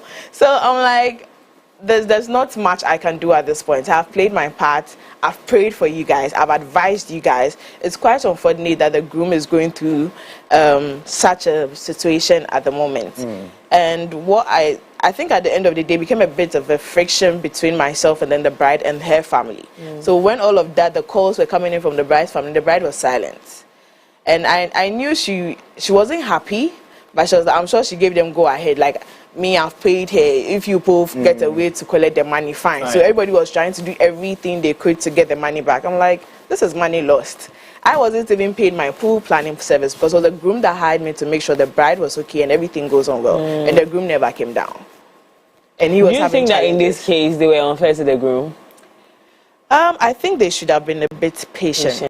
Yes, because the day the bride was supposed to leave town was the day the groom arrived. No. Yes. But when I heard about it, when the day the groom landed, I think it would probably be like a movie. As he was entering the airport, she was leaving. That was what happened. And I don't think this was meant to be. No, and maybe it might have been a spiritual conversation, but again, I feel like the fact that they didn't have enough information to work with, even as a woman. I think the communication it felt like a failed marriage from the beginning. The communication was poor. And that brings you to that point where Mrs. Kwashi was talking about, know who it is that you're dealing with. Because again, if we are having challenges and they are genuine challenges and you know who it is that you're with, you will not freak out, like that. So I advised them, I'm like, after a situation like this, once he comes down, he can meet you where you are outside the country. You guys should have a simple wedding. I'm like, if you really want to meet your guy, you can also fly to where he is and have a small wedding over there. You guys can come down years later and celebrate with your family here. If you really want this marriage, I think you can do something extra. Don't just sit here and wait and be all worried up. Something can happen if you really, really want this. But it looks like the family was right. I mean, that is her support system. I can't blame her.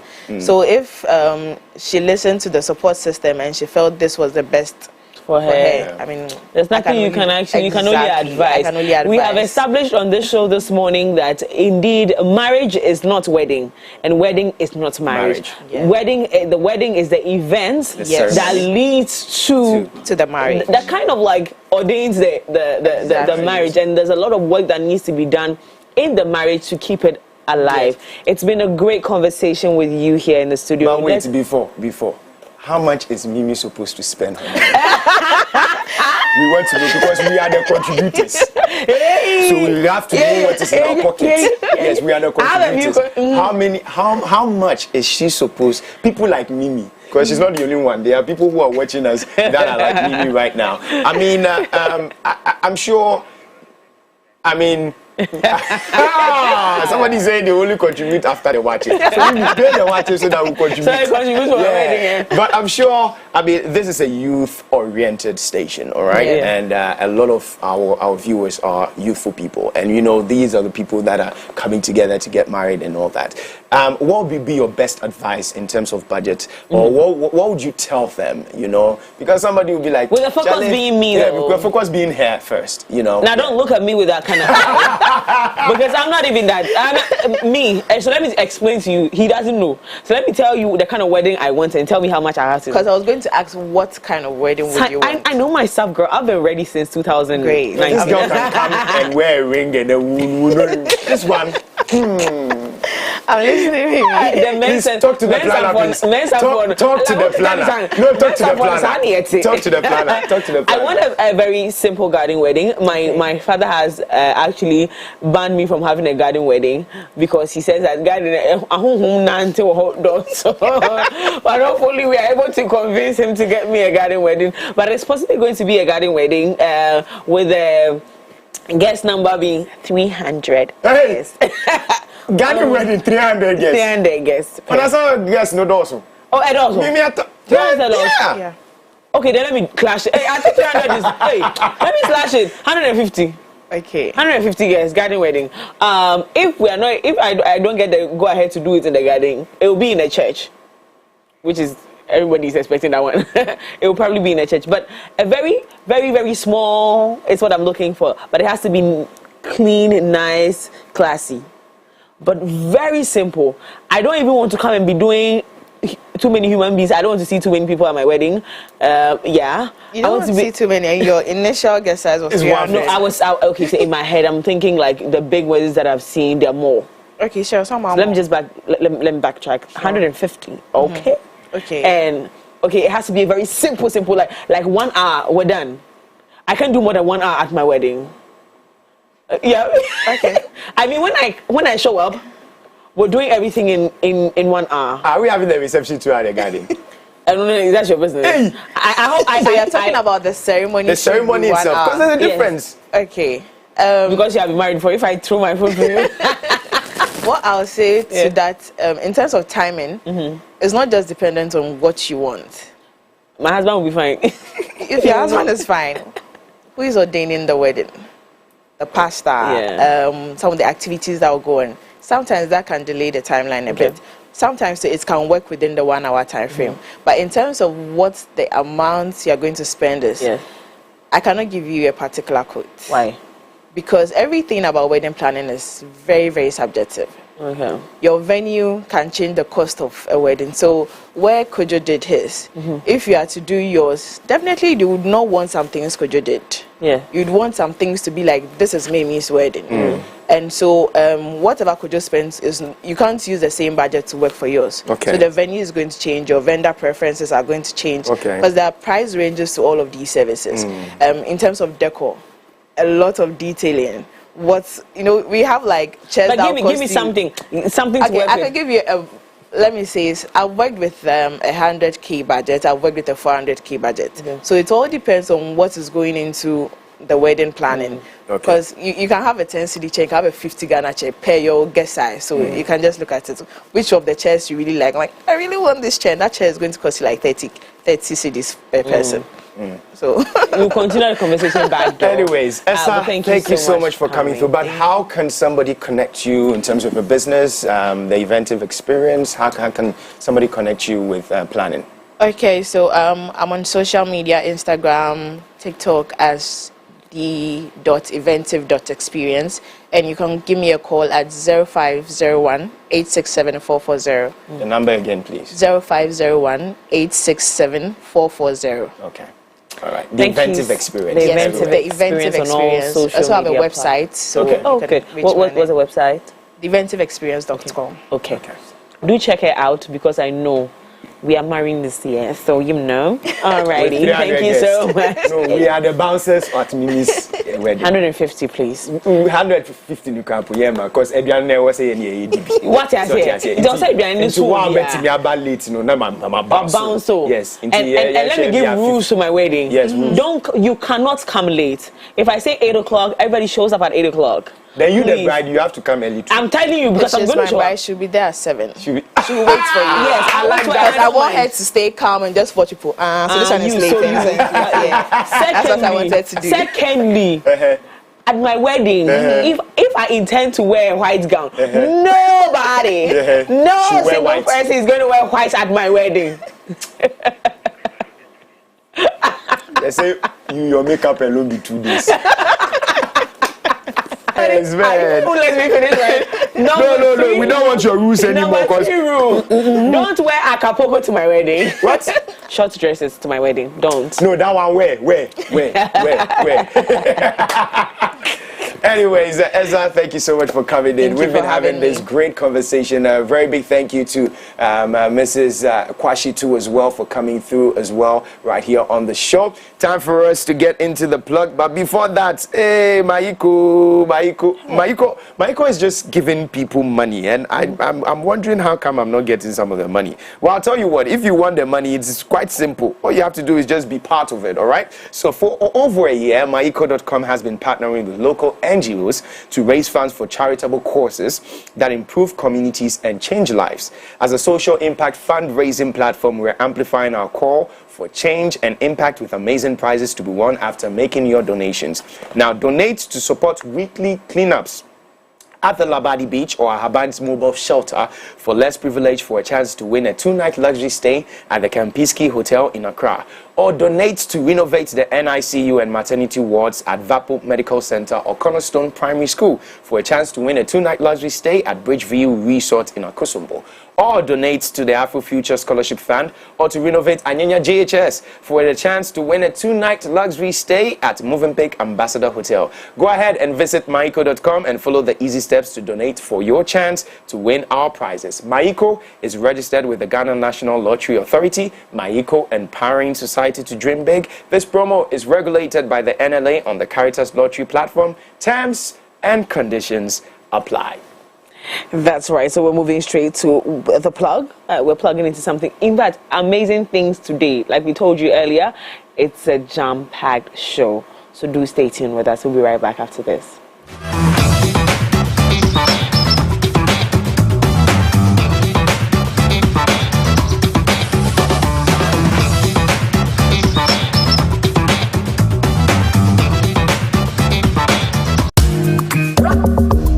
Early detection saves lives, but early education could do twice as much. So this year, we are taking our breast cancer awareness campaign to high schools across the country. We are looking to educate the next generation of women who in turn will spread the word in their own unique ways. Early education, early detection, more awareness. Our message is simple. Set a reminder, get screened, and cross it out. We are crossing out the risks, fear, and stigma attached to breast cancer.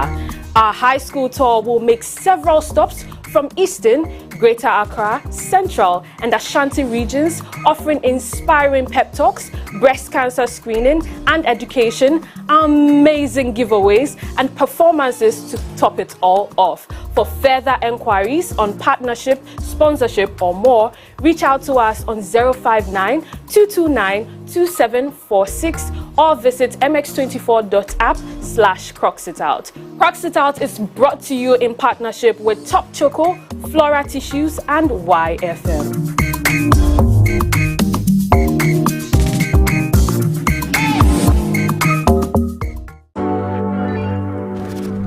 Visit www.mx24online.com for news, exclusive behind-the-scenes videos, up-to-the-minute sports updates, and the latest Broken Pen stories now. Experience more of MX24 Online. Visit mx24online.com today.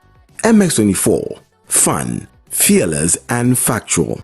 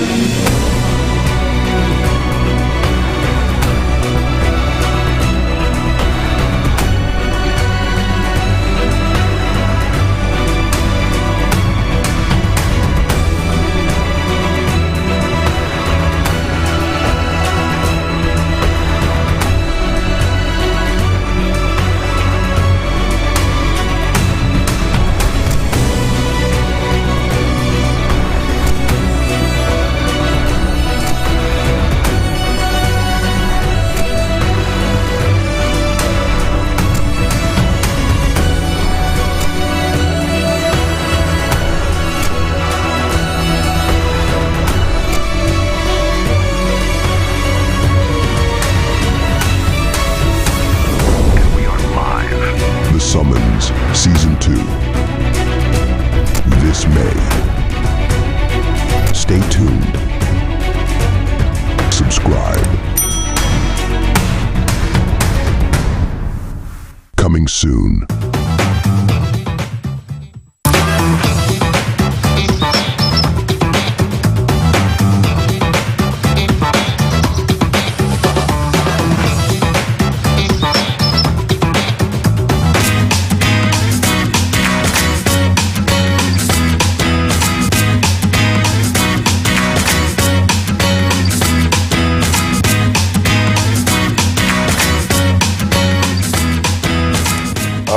ladies and gentlemen, thank you so much for sticking with us right here on the biggest morning show. This is the AM Club right here on MX24. Time for us to get into the plug, but time for us to, throw more light and weight on the AI Africa training. And of course, joining us in the conversation, we have His Excellency Huai, who happens to be Professor Ambassador Huai and Vanuatu Trade Commissioner to Ghana and West Africa.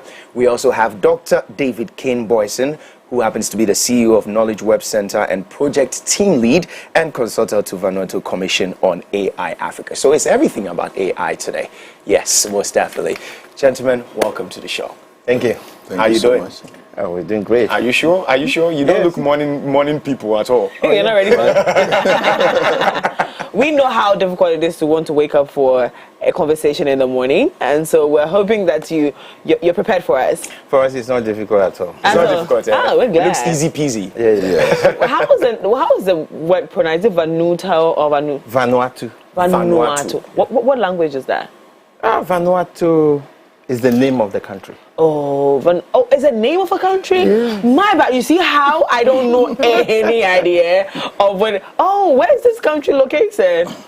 So Vanuatu is in the Melanesian region, just 3 hours from Australia. What was that? So we are part, just like the way we have West Africa, we are part of the Melanesian region. That is Vanuatu, New Caledonia, Solomon Islands, and Papua New Guinea. Oh, you see, I told him this year that I'm going on like a tour, a world tour. I'll be traveling a lot. So I just found a new country to go to. Vanuatu. Yeah. Great. Yeah. Now we're talking AI training program that has been introduced into the country. Can you tell us about this entire project? Who's taking it for me? Okay, so I'll handle part. Doc will also handle part. Okay, please. Yeah. So the AI training is part of the Vanuatu Trade Commission's mission. That we signed the partnership agreement with the African Diaspora Central Bank, which is a part of the 6th region of Africa. Africa has about 5 regions. And so in 1963, under the OAU, the diaspora and family members decided to come back to Africa as part of the slave trade that took place 400 years ago during the transatlantic slave trade. So the idea was born in 1963 by the OAU. Okay. Then this was again ratified at the Abuja Accord 2019, giving them recognition as the 6th region of Africa. Okay. So they use their own currency called the Lumi. And those Lumi works like just any other currency. Okay. And it's been circulated in the world since 2014. So the Vanuatu Trade Commission signed a partnership agreement with ADCB. Let me simplify it. To be able to see how we can align ourselves into various partnerships. One of which is the AI. Okay. So the AI, we have various generations that had passed. The Millennium Generation. This year, 2024, ends what we call the Alpha Generation. Yeah. Where you hear Internet of Things, website, WhatsApp, Telegram, and the rest. But from 2025, we are moving to a different generation called the Meta. Oh, okay. So this Meta generation, you hear blockchain technology, cryptocurrency, artificial intelligence. This heralds the coming of what we call the 4th Industrial Revolution. Absolutely. So as part of this, the Vanuatu Trade Commission, in partnership with the Knowledge Web Center, will not want to leave Africans behind. Because it's a game changer now. No country has absolute monopoly over what? The AI. So we decided to partner with the Knowledge Web to be able to train Ghanaians and Africans. We are training 5 million Africans. 5 million? Yes, Africans in AI in all the 5 regions. I mentioned 5 regions. Yes. So we are giving every region 1 million, which started from Ghana. Ghana. Oh, so 300,000 people. That was launched a few days ago. Oh. So we are training about 300,000 Ghanaians in artificial intelligence technology. Wonderful. Yes. Wonderful. Now, Doc, please, you can take it from there, from this perspective, that we are just in Ghana, we're going to be doing such a huge project. What are the plans to do that? What are the plans in you know, what are the plans to get into this huge project? All right, thank you very much. 300,000 Ghanaians are going to be trained. Yes. Currently, what we have done is that in order to achieve this, we are training about 500 trainers. Okay. Okay. So that we will then pay them, let me say, certify them first, right? Pay them to help us execute the Ghanaian agenda. And it's very important for us to know that we are doing training in 3 areas: prompt engineering, deep learning, and machine learning. Okay. But we are focusing more on prompt engineering because this whole idea about AI is more about prompting the AI to execute things for you. Okay. So for the deep learning and machine learning, the AI can do it itself. Okay. But what it cannot do is to prompt itself. And prompt simply means issuing instructions to the AI to get things performed. Okay. So we have done that with the 500 guys. They've gone through some training. This morning we even sent, and what we did was, after the training, we evaluated a 10 minutes presentation video they will do. Okay. So that when you qualify, then we give you another intensive training. I see. Okay. Then from there, you now become a trainer. Now take note that once you become a trainer, you might not be training only in Ghana, because we are doing 5 million across Africa. Yes. So there are countries that we are likely to have issues with local content of trainers. Then these guys will fit in.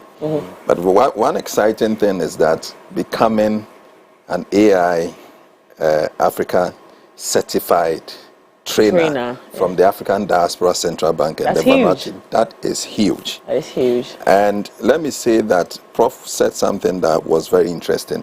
We all don't know how this AI is going to churn out. A huge investment is being put into AI by various countries. Singapore has recently introduced stimulus package for those who are 40 years and above. Yeah. Just to make sure that they are not clouded out of the 4th industrial revolution. Absolutely. China, from now to 2030, they are doing almost $150 billion. South Korea is doing $2 billion. All right. And then other countries. Recently, Google announced that they were training 1 million US youth at a cost of $75 million. Right. But to take note of this, that what the Vanuatu Trade Commission and the African Diaspora Central Bank, they've done, I think has never happened in the history of technology, that an institution could train 5 million people with stimulus in the region of $500 million and also extra $300 million as the cost of the training.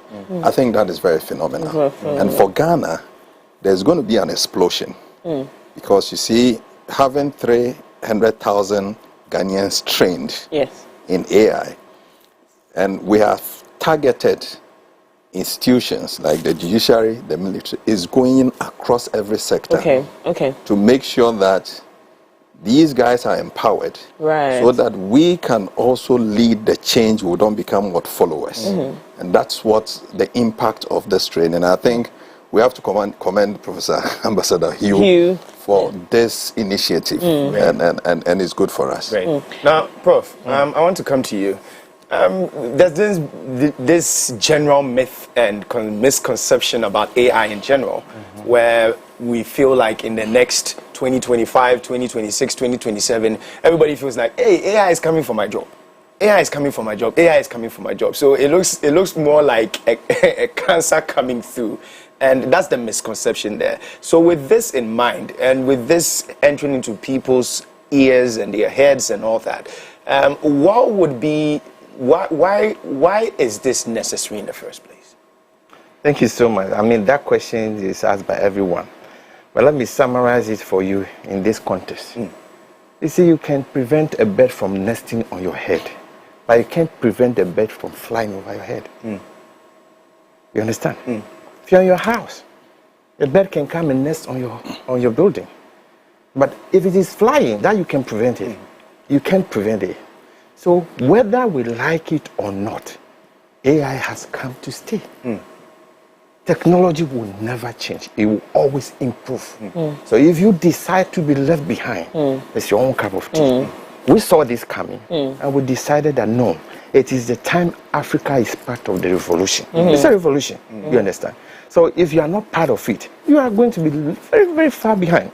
See, by 2030, Europe is phasing out fuel using vehicles. They are moving to a different era. Right. What it tells is that by 2030, a lot of these vehicles will be dumped in Africa. How ready and how prepared are we? So now AI is coming. Like I said, there's no monopoly over it. So Africa, this is the time for us to rise and meet the challenge head on. We don't want to be passive, watchers. We want to be active, watchers or participants. That's the reason why we promulgated this idea. Okay. Now tell us about the partnership with Web Center in executing this agenda. Yes, so Knowledge Web Center, they have the ideas. They are into AI technology training. Okay. And they are the institution that we have mandated to provide this for us. They, so far, for the past 1.5 months, they have been training a lot of Ghanaians. And I have been part of that training. I see what it is being able to do for me. Trust me, every one of us needs AI. You sitting here, you need AI. For everything that you want to do, AI will be able to help you in your daily life affairs. The cameraman, everyone needs AI. So we believe that we need those who have the expertise, the experience. And that's why we chose Knowledge Web Center, because they have been in this business for quite a number of years. So in terms of experience, expertise, they have the people, they have the men who can train.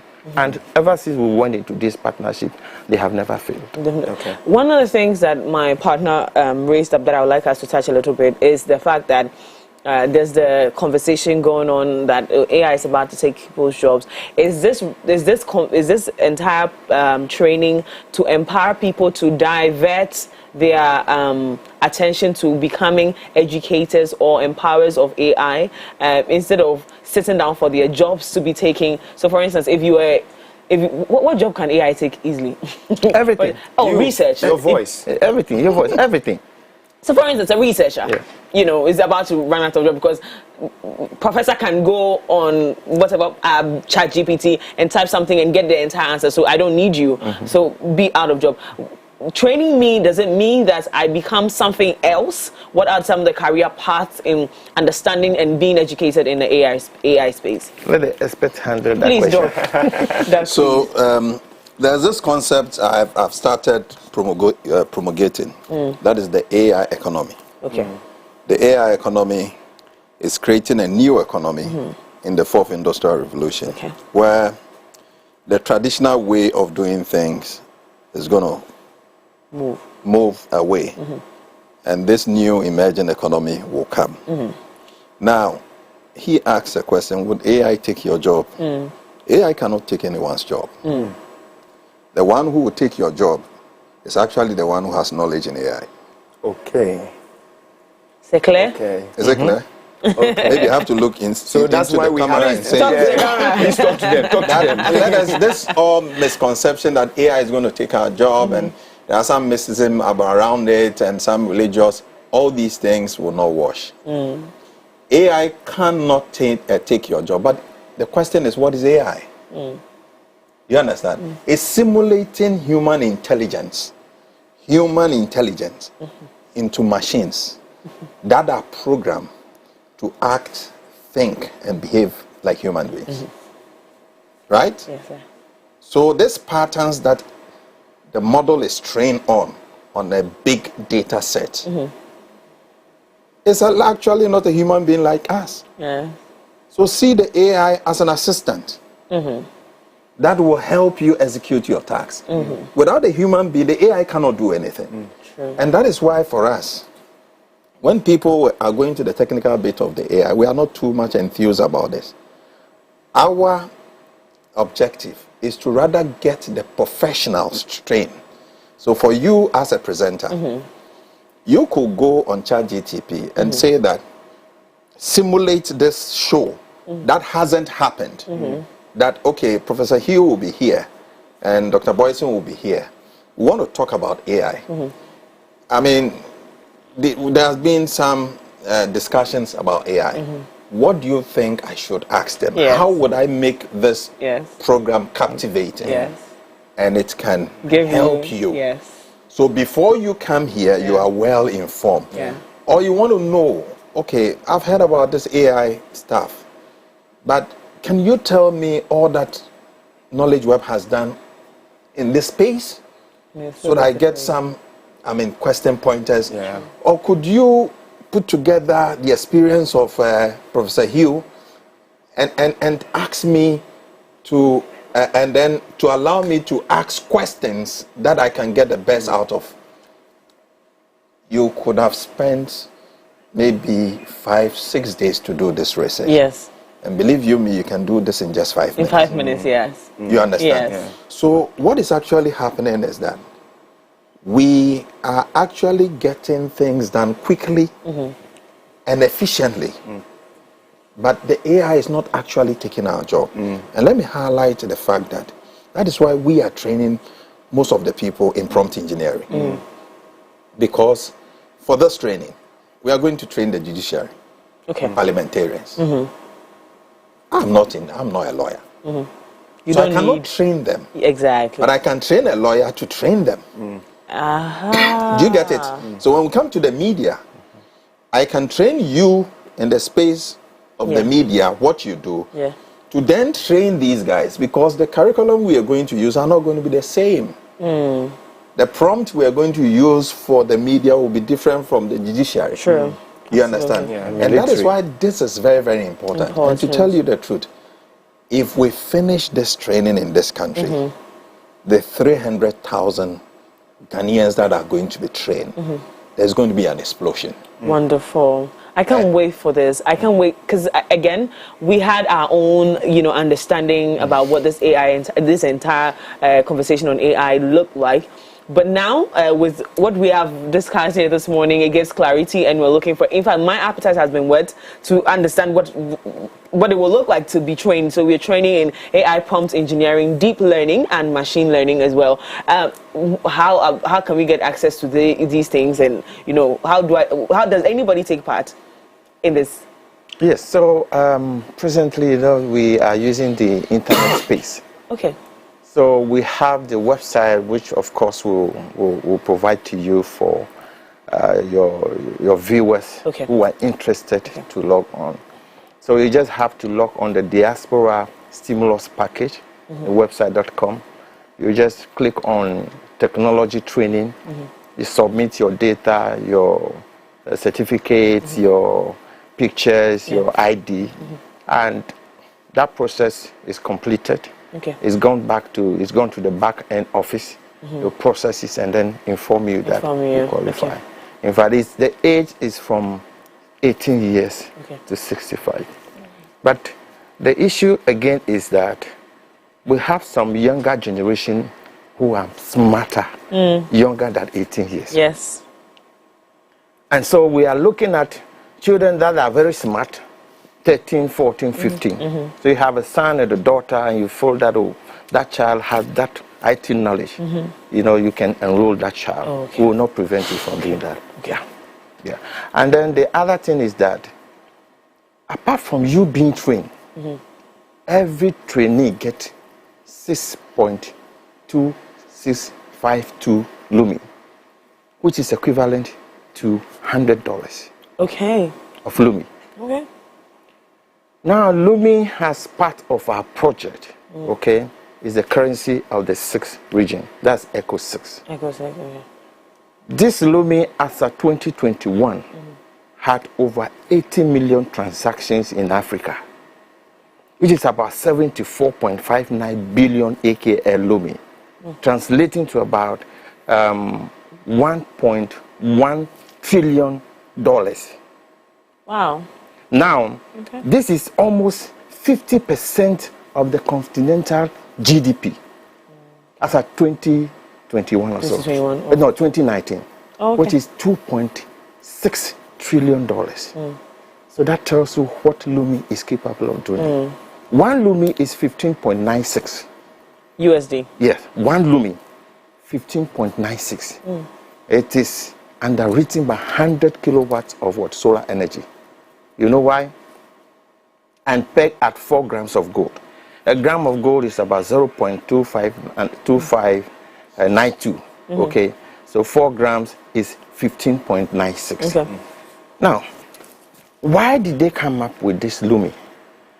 Africa have 365 days of solar, sunshine. Do you know why the Middle East is moving away from oil to tourism? No. Because Dubai, Saudi Arabia, the oil giant countries, in the shortest possible of time, there will be no oil. So their currencies were initially backed by oil as a semi-fiat currency. So in the next couple of years, Dubai will run out of oil, Saudi. So they are moving away from oil to tourism. That's why they are investing so much, because they know that very soon there will be no oil. But here is the thing. Lumi is very stable because there will be no way the sun will ever get finished. If the sun is out of this world, then that's the end of the world. Africa have 365 days of what? Sunshine. So that is why Lumi is underwritten by 100 kilowatts of what? Solar energy. It means our Lumi is a stable currency. Oh yeah. So because I was trying to put it together to see, you know, what we're so it's a more stable currency than any other one. Yes. Unfortunately, our time has run out. My producers are going to kill me if I continue this conversation, but it's been very enlightening. I'm looking forward to a lot of people participating. We'll try to get even more conversations out of this particular projects. But congratulations, and we're looking forward to what will happen with this project. But when does this training start, though? In fact, the training of trainers started long ago. Okay. We have received a number of calls for people to re-register. Right. But the training itself starts from the 13th of May. 13th? Yeah. Oh, that's just 13th of May. Just some few days away. Oh, wow. But it's also very important for us to know we've written to a lot of institutions who are partnering with us. Accra Technical University, you'll be having their training very soon. Wonderful. We've written Zoom Lion, and then Ghana Digital Center.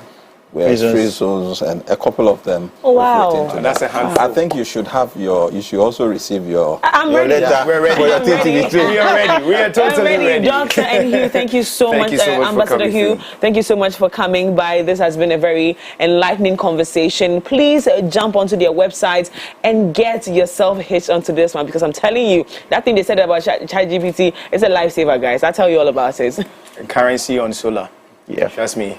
I'm moving there. I'm moving in there. I'm moving there. Right. Anyways, so time for us to plugging. Up next is I want to sing like this him. guy I don't know. just likes to put himself up for.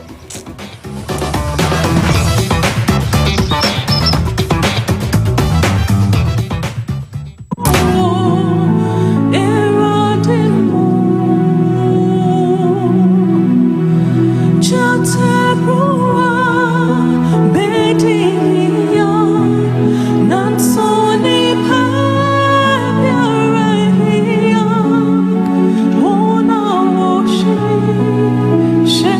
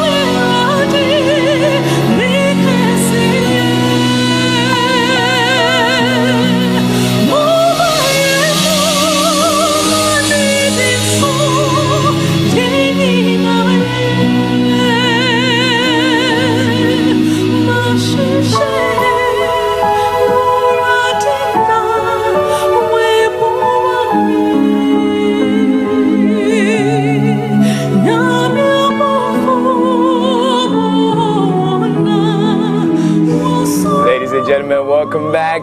What a soothing voice this is. Well, plugging in straight, we've got Lordina the soprano right here inside the studios. Welcome to the show. Good morning. Good morning. If you weren't singing soprano, what would you be singing? Alto? Yeah, I did alto before singing soprano. So. Nice. Okay, so we're talking The Summons, part 2. Yes. Tell us about part 1 first. How did that come about? How was the experience with part 1? Of course, it was the first time we're doing that, so we made a lot of mistakes, you know. And that's why the part 2 is much better. It's much better. Yeah, so that one had 6 songs per episode. It was very stressful shooting it. A whole lot, but people loved it. Yeah.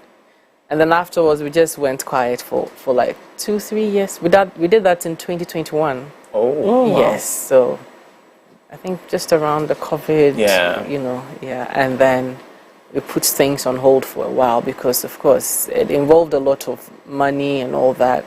And we didn't have support from anywhere. So it was just us. So after that one, we just for a while. And now we are back. Back and banging. Fixing all the errors that were made. Definitely. So and I think one comment that people made was that it was too long. Okay. You know, and we're showing it every week. Every week. So with time, I think people were like, they grew out of it. You know. So let's backtrack a little bit for those who might be watching you for the very first time or don't know about the first one. Do you want to tell us about what it is? So it's mainly music and the word. Okay. So we pick a theme, then there's a man or woman of God who would give us an exhortation, and then we sing the song. So basically, that's what the summons is about. So music and the word. And the word. Basically that. What brought that idea about? How did you come up with such a brilliant idea? I think it was something that the Lord was just pressing upon our hearts. In fact, I mentioned it to my boss, and it took him a while before he also got it. I think he was probably also praying about it to see if it's not me just trying to put something around his neck. Yeah. But later on, he saw why we needed to do that. I mean, a lot had happened, and it was one way of, you know, speaking to the soul of people, not to lose hope, to still recognize the fact that God is still God. And so that's how it came about. So we encourage people through the word and then the music as well. So basically that's that. That's how it came about. I think with Summons 2 is definitely a different rendition of what's happening in Summons 1. So can you just elaborate a little bit? Because we're seeing known faces right there. In fact, the first episode has to do with Che Mensa. Yeah. Che Mensa is in there. Can you see it? So what we did differently in the second season is obviously the number of songs. Yeah. We've reduced the numbers. And then we have, you know, some artists that we featured as well, just to bring some variety. And this year we're just doing hymns. Just purely hymns. So all the hymn lovers. And of course, even those that are still, I mean, there's the bits that we do the contemporary. Yeah. It's still a hymn, but then it's contemporary. So they'll still have their style in there. So it's yeah. Okay. All right. So it's officially premiering tomorrow. Yes, tomorrow. Wow. And well, for those of you who didn't know, well, the first season actually, you know, was on MX24 too as well. We showed that on MX24, and the second season is also coming back here. Right here. Wow, we cannot do away with that. do this. Yes, we do this. We do this. We do this. So the very first episode premieres tomorrow. Yeah, tomorrow. And that's on your YouTube channel. Yes, YouTube. What's the name?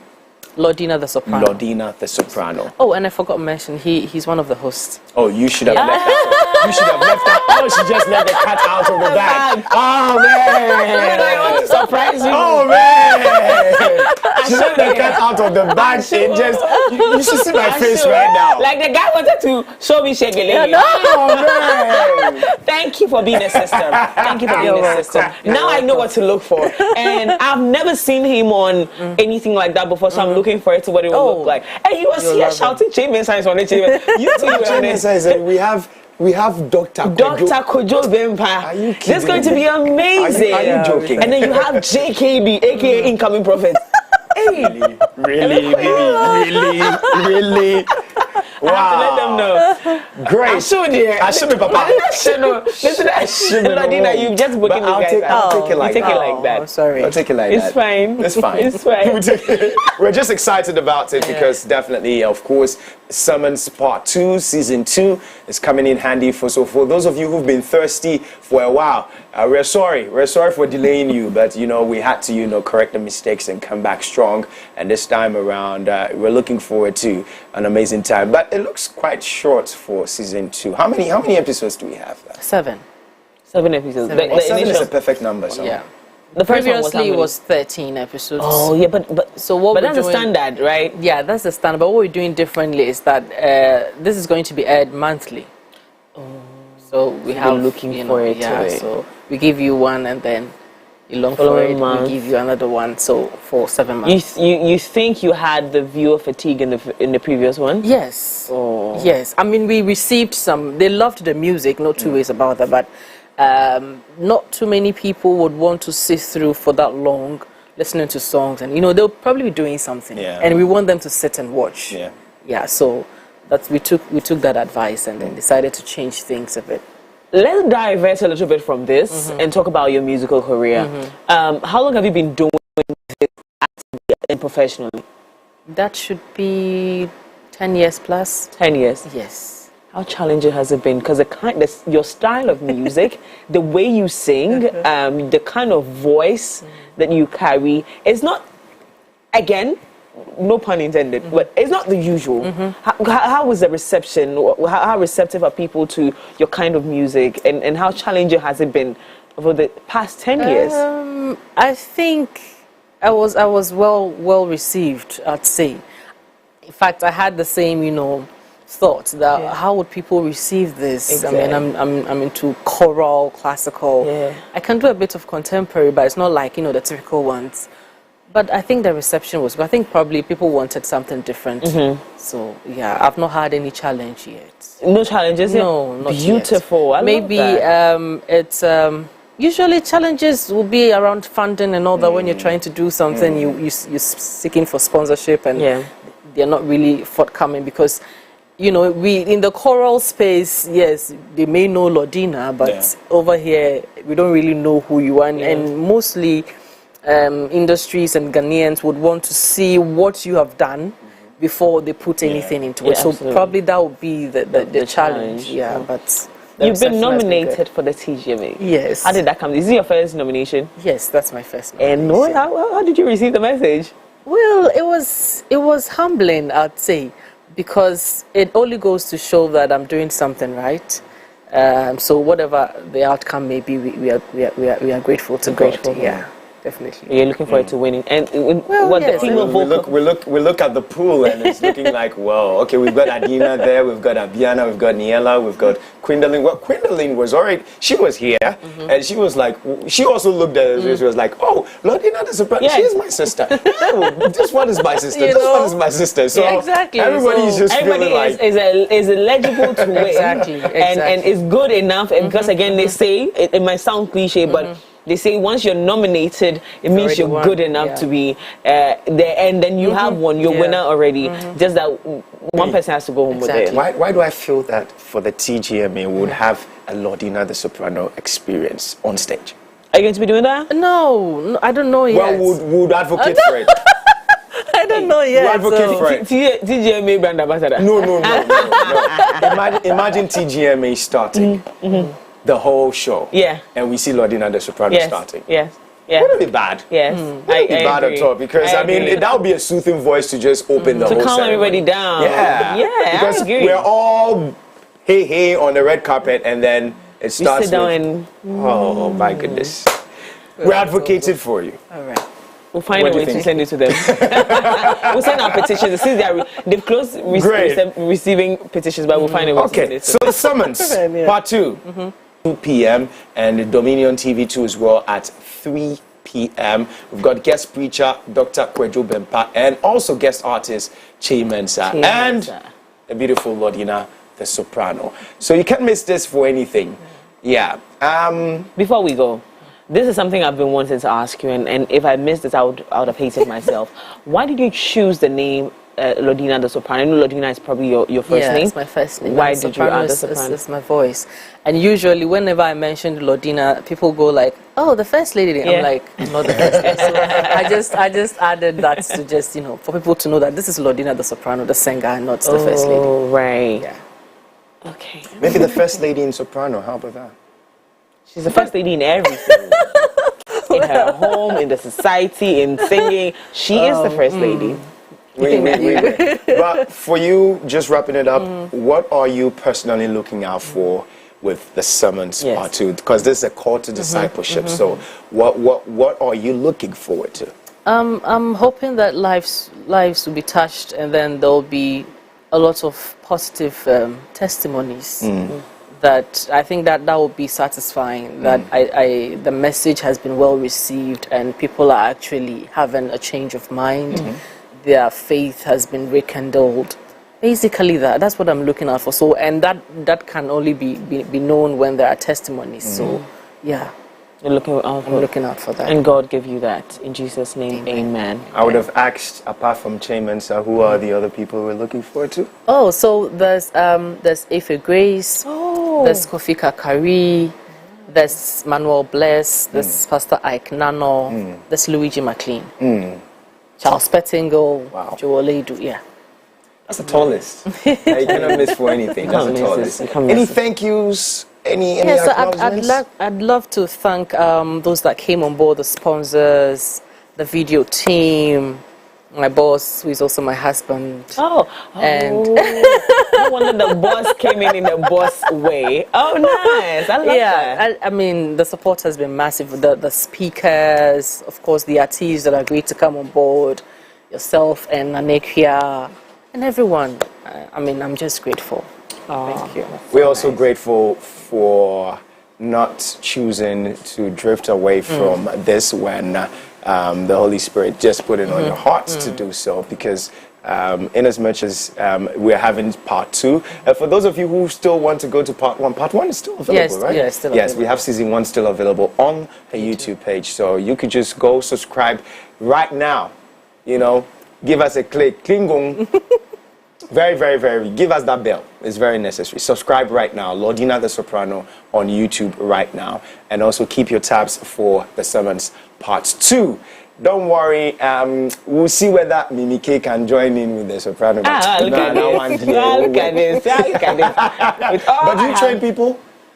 Can somebody be trained? Of course. Someone He wants can to be give me trained, to you to train. That's what he's trying to do. Just because when it comes to the singing, I sing. I do. I sing. But she does well with this one too, though. I sing and I do everything this one is well. a calling, so Yeah, it's a calling. Yeah. But the singing on trying. Jay, don't do this. But now, thank you so much for coming through. Thank you for having me. We can't me. just wait for tomorrow, 7 p.m. exactly, and of course, subsequently on the other TV channels as well. But for MX24, it's 12:05 p.m. on Sunday. So, Summons 2 is live.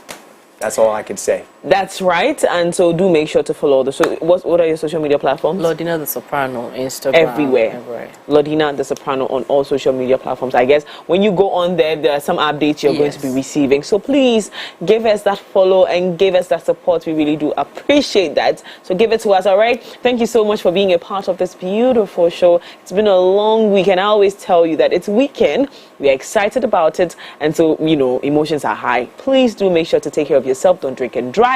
Make sure, and don't tell me not to tell you what to do, because some people like to tell me not to tell them what to do. But please don't drink and drive. Make sure to take care of yourself. Let's see you again back here on Monday, 7 a.m. to 10 a.m. right here on the AM Club. My name is Miriam Uduak-Mensah. And my name is Kojo Dasabre. Off camera, make sure you join us on our socials, MX24GH across board. Have a lovely weekend. Please don't do anything Mini K wouldn't do. Not do. So we'll see you. Bye-bye.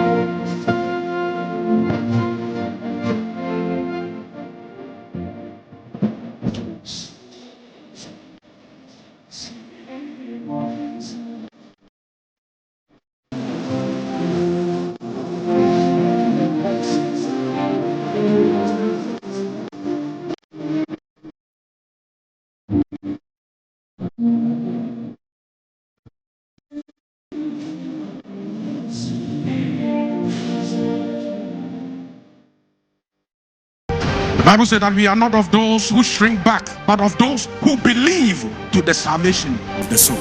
You know, sometimes God wants to do things in circumstances and situations that when people see, they will acknowledge that this is not the effort of man, but this must be the finger of God. So to him, life meant Christ. Life meant living for Christ. Life meant serving Christ. Christ in you, the hope of glory. ICGC Evangel Temple presents The Kingdom Culture with Reverend Eric Ampofo on MX24. This and every Sunday at 3 p.m. Don't miss out. That's my best friend. You don't wanna test him, but every day I do my dance in the mirror, 'cause I feel so damn fancy.